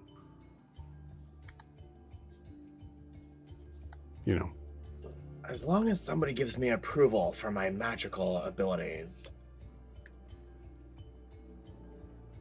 You know what? just knock her out, tape her mouth shut, and stick her somewhere. That just, we want to get in and out without being known by the general populace of the school. The only people who should know that we were there are the people that we hate, which is Grintelli Yes. Mortimer. Let's I could be distract. honest. From what I hear, the you student. have a wizard that could be an incredibly who's very gifted in the wiping memory, right, Brimhild? Yes, I am quite gifted actually, because I'm going Guar. to actually. You see Brimhilda go, what the fuck did you just say? Did you hear what, like, I'm asking Mike, did you hear what Huxley said? A wizard that could help get someone out of. No, And a help wizard wipe who memories. is very good at wiping memories. Oh. Ooh. Do you get involved there? Nope. Okay. What the fuck did you just say? I said you were good at what you do. Looks around at everybody else.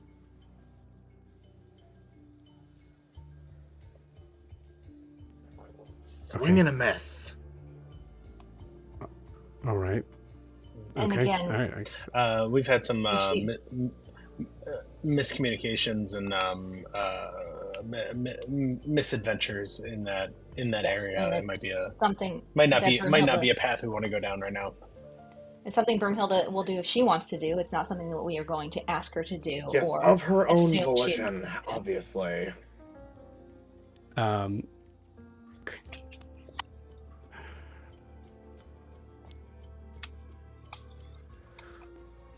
Brumhilda is annoyed at Huxley. But Brumhilda looks at you, Guar, as you are keeping up the visage and goes, "You can stop it now."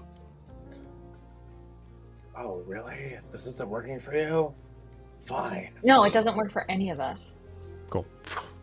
I think it's quite convincing. Have you seen? I from what I've heard about those students, they're quite. I don't know where that voice comes from because it's not part of the disguise. You chose that voice. You were. Well, I'm doing not it. going to speak like myself. I mean, could I do need it to right just. now as Guar, and I don't like it. I need to.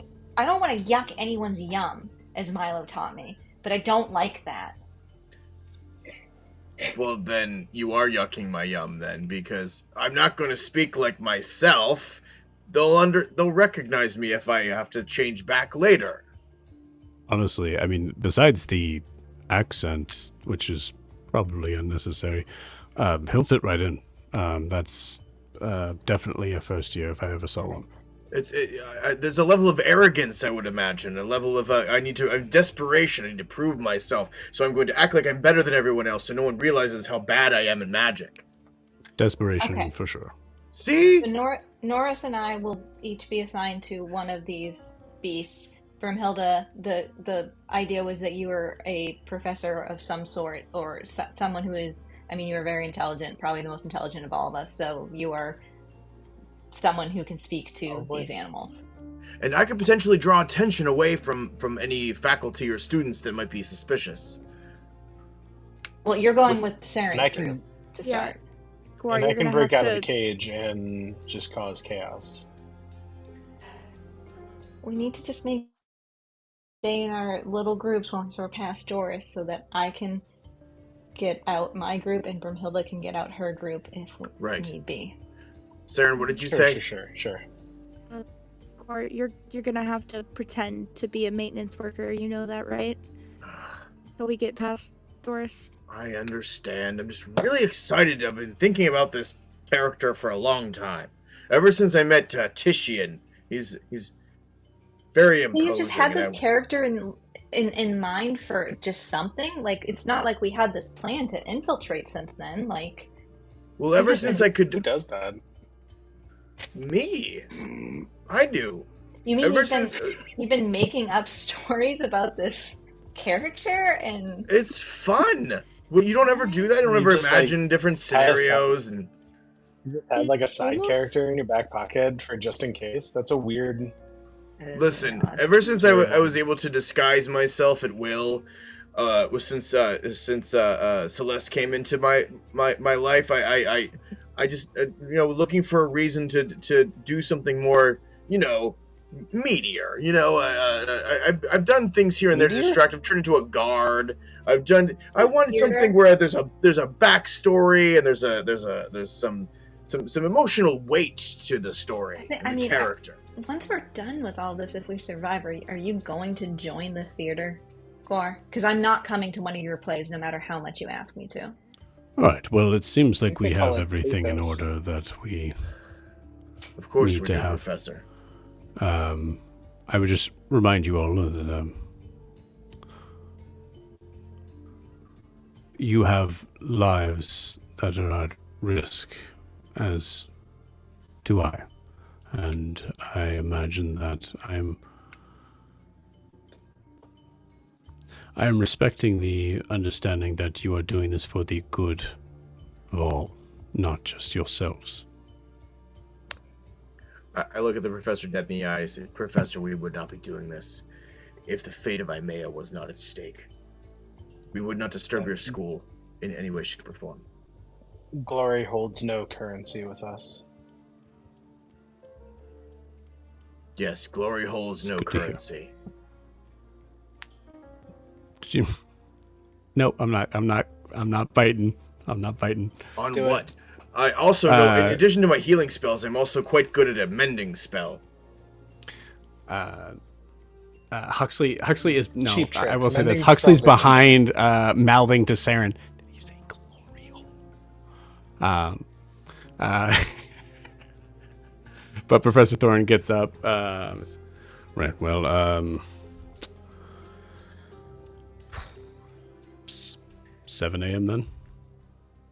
Where should we meet you?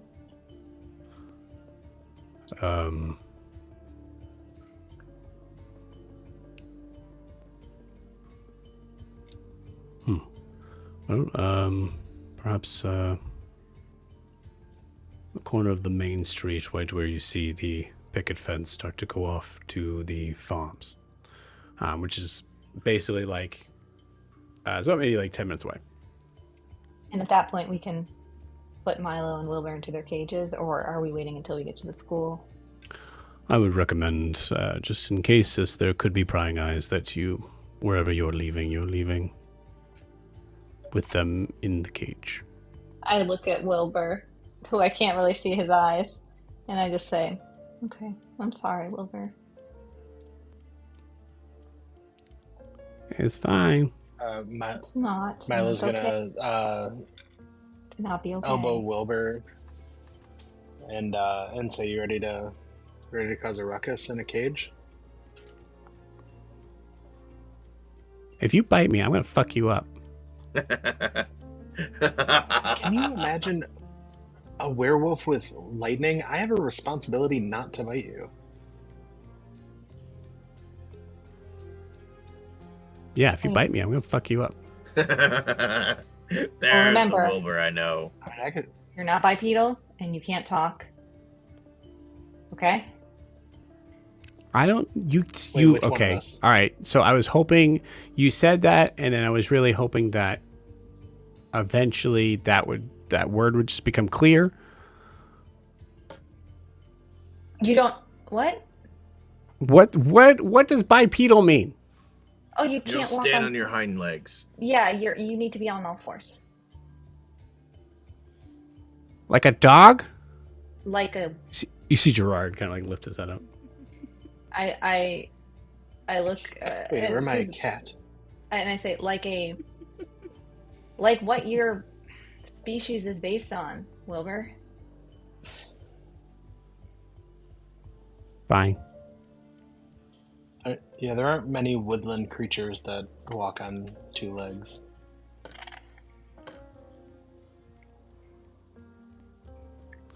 Okay. Professor Right, Thorne, can I well- walk you out? Yes, I'd like that very much. Ooh. You hear Huxley go, I bet you would. First of all, again, I'm very much in love with my wife, and this is a weird thing to be having to. Have a good night, Professor. It was a pleasure for you to Also, be with I mean, us literally, tonight. I was married like 2 weeks ago, and you were all at my wedding minus you. I say to Huxley. So, I mean, I was there in spirit, so. well, you weren't Professor- invited by me. Professor Well, Thorne no, you were slaps there Tim in Gong on body. the You table. weren't there in spirit. I have no idea what we're talking about. So okay. I walk out with him, and when it's like we're away from the crowd and everything, Mhm. and we're outside, I'm gonna look around and do a perception check and see if anyone's listening. Okay. Oh, it's cocked. That would be 27.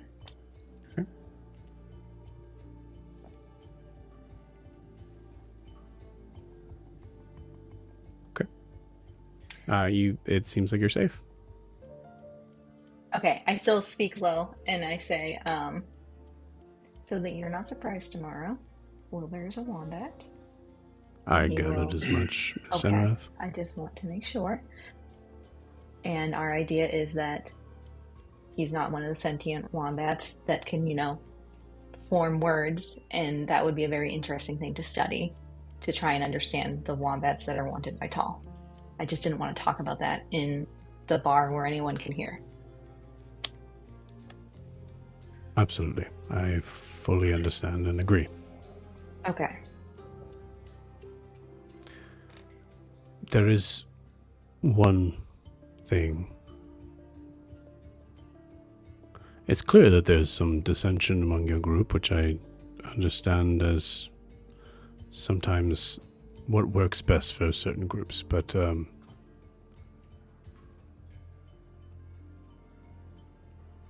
you explained to me about how everyone is getting in except for the man called Huxley.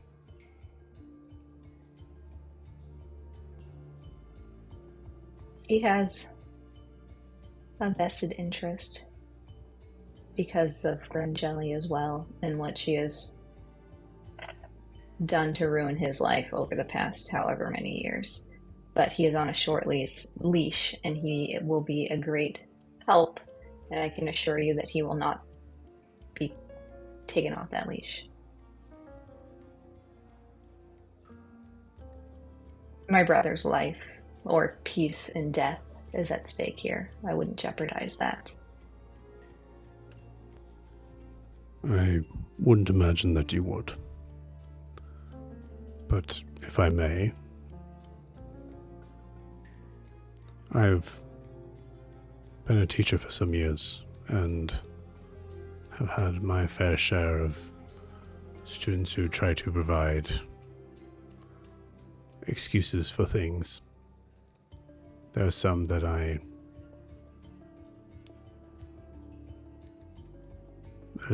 can believe are telling the truth. There are some that I know aren't telling the truth. And there are some that I just can't tell for sure. And it's not in what they say, but the eyes. I believe that you are steadfast and truthful in the words you say. But I do not have a read on that man's eyes. And that will be a concern of mine. As it should be yours, if I'm honest.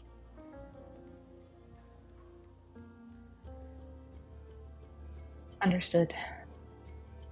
I will keep that in mind, and we do need him for this, unfortunately.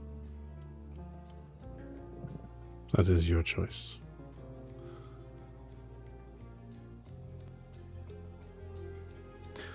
I guess something I did forget to say to the rest of the group, but I want to make sure that we're of the same mind in this. If you are caught before a certain point, it is in my best interest, not only for myself, but in the all likelihood of the things that you're saying being the truth, that I would pretend to not know of this plan. Understood. I have some contingencies of my own as well if we are caught, at least on my side. I'm going to make sure that my family knows exactly where I am. So if I'm caught and in the grips of Grancelli, they will know exactly who is responsible if I do not come home. And I'm going to make sure she knows that if she ends up being there. Because, let me be honest, she's responsible for 2 princes of Honoria dying. She doesn't want to be responsible for my death as well.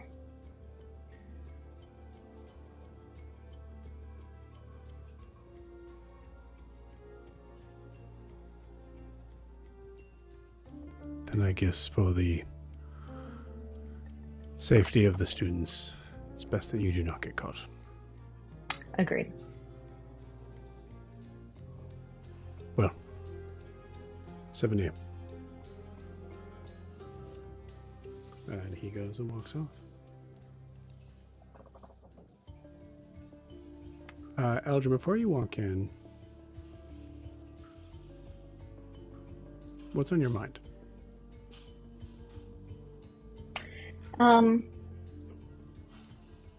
She's worried about Huxley, but what's overall on her mind is thinking about Volmos, and there's a part of her that's trying to do exactly what Alina said not to do, but like put the thought of I might need to take care of him myself, like burying it deep within and compartmentalizing it until that has to happen. So I think she's thinking about him and also Kanos and everything she's lost. and that tomorrow is probably going to be more loss.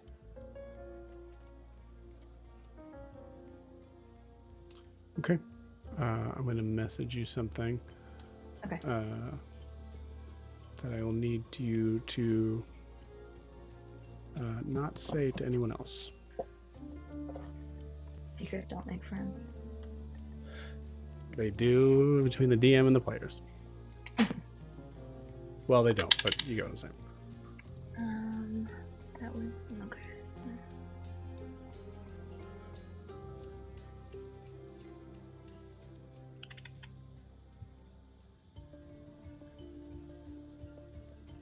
All right.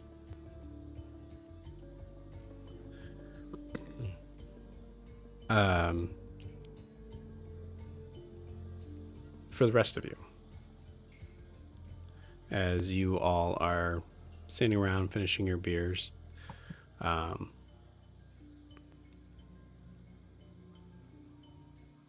about maybe 2 minutes have gone by.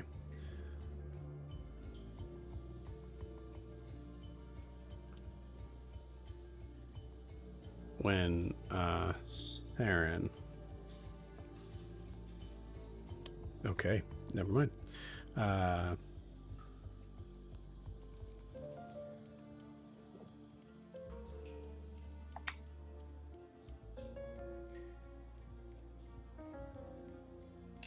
Saren, you notice that there is a moment where you see. Well, actually, I'll ask this, Saren. What are you paying attention to right now?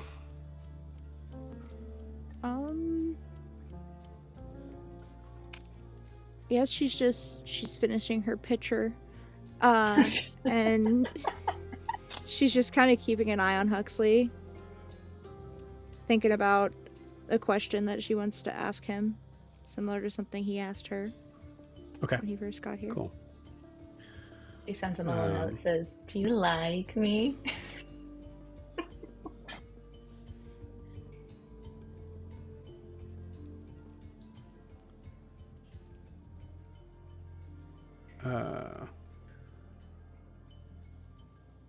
You see, as you're looking at him, you see he is. I think he has like a hand on Milo's shoulder and just going, "Sorry, man. I tried. Did you know that he was married?" Yeah, he had mentioned. I didn't have much hope, but it was fun watching. Oh my God, Milo. Interesting. Right when I thought I had you figured out.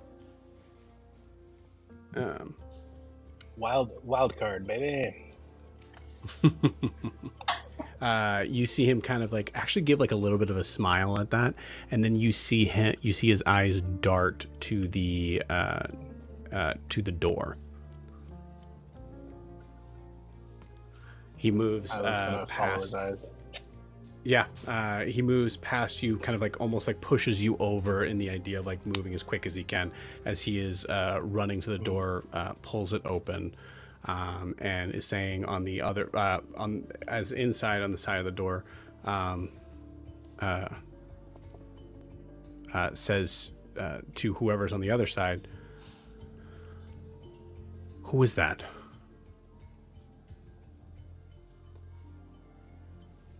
Eldrin, you're on the other side of the door.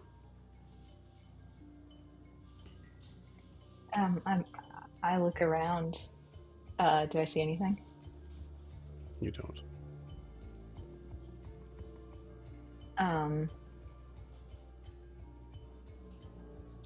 Eldrin will. So, am I facing Huxley? Or Yeah, so I just think Eldrin you're looks- outside, he's inside. So from your guys' Yeah. perspective, it's just Huxley just yelling to someone outside. Eldrin's like looking around, and she's like, "What was that? Who was that? Did you hear that?" Get inside. Just get the fuck inside. Get inside now. And you see he actually like looks concerned. as he pulls you in and closes the door and kind of like stands with his back to it.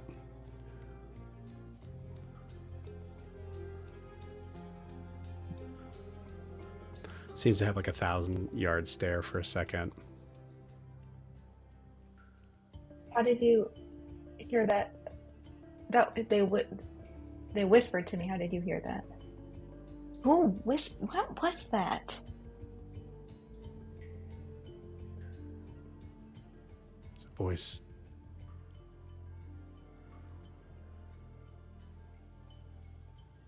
A voice that I hadn't heard. Instantly recognize. I heard it 7 years ago.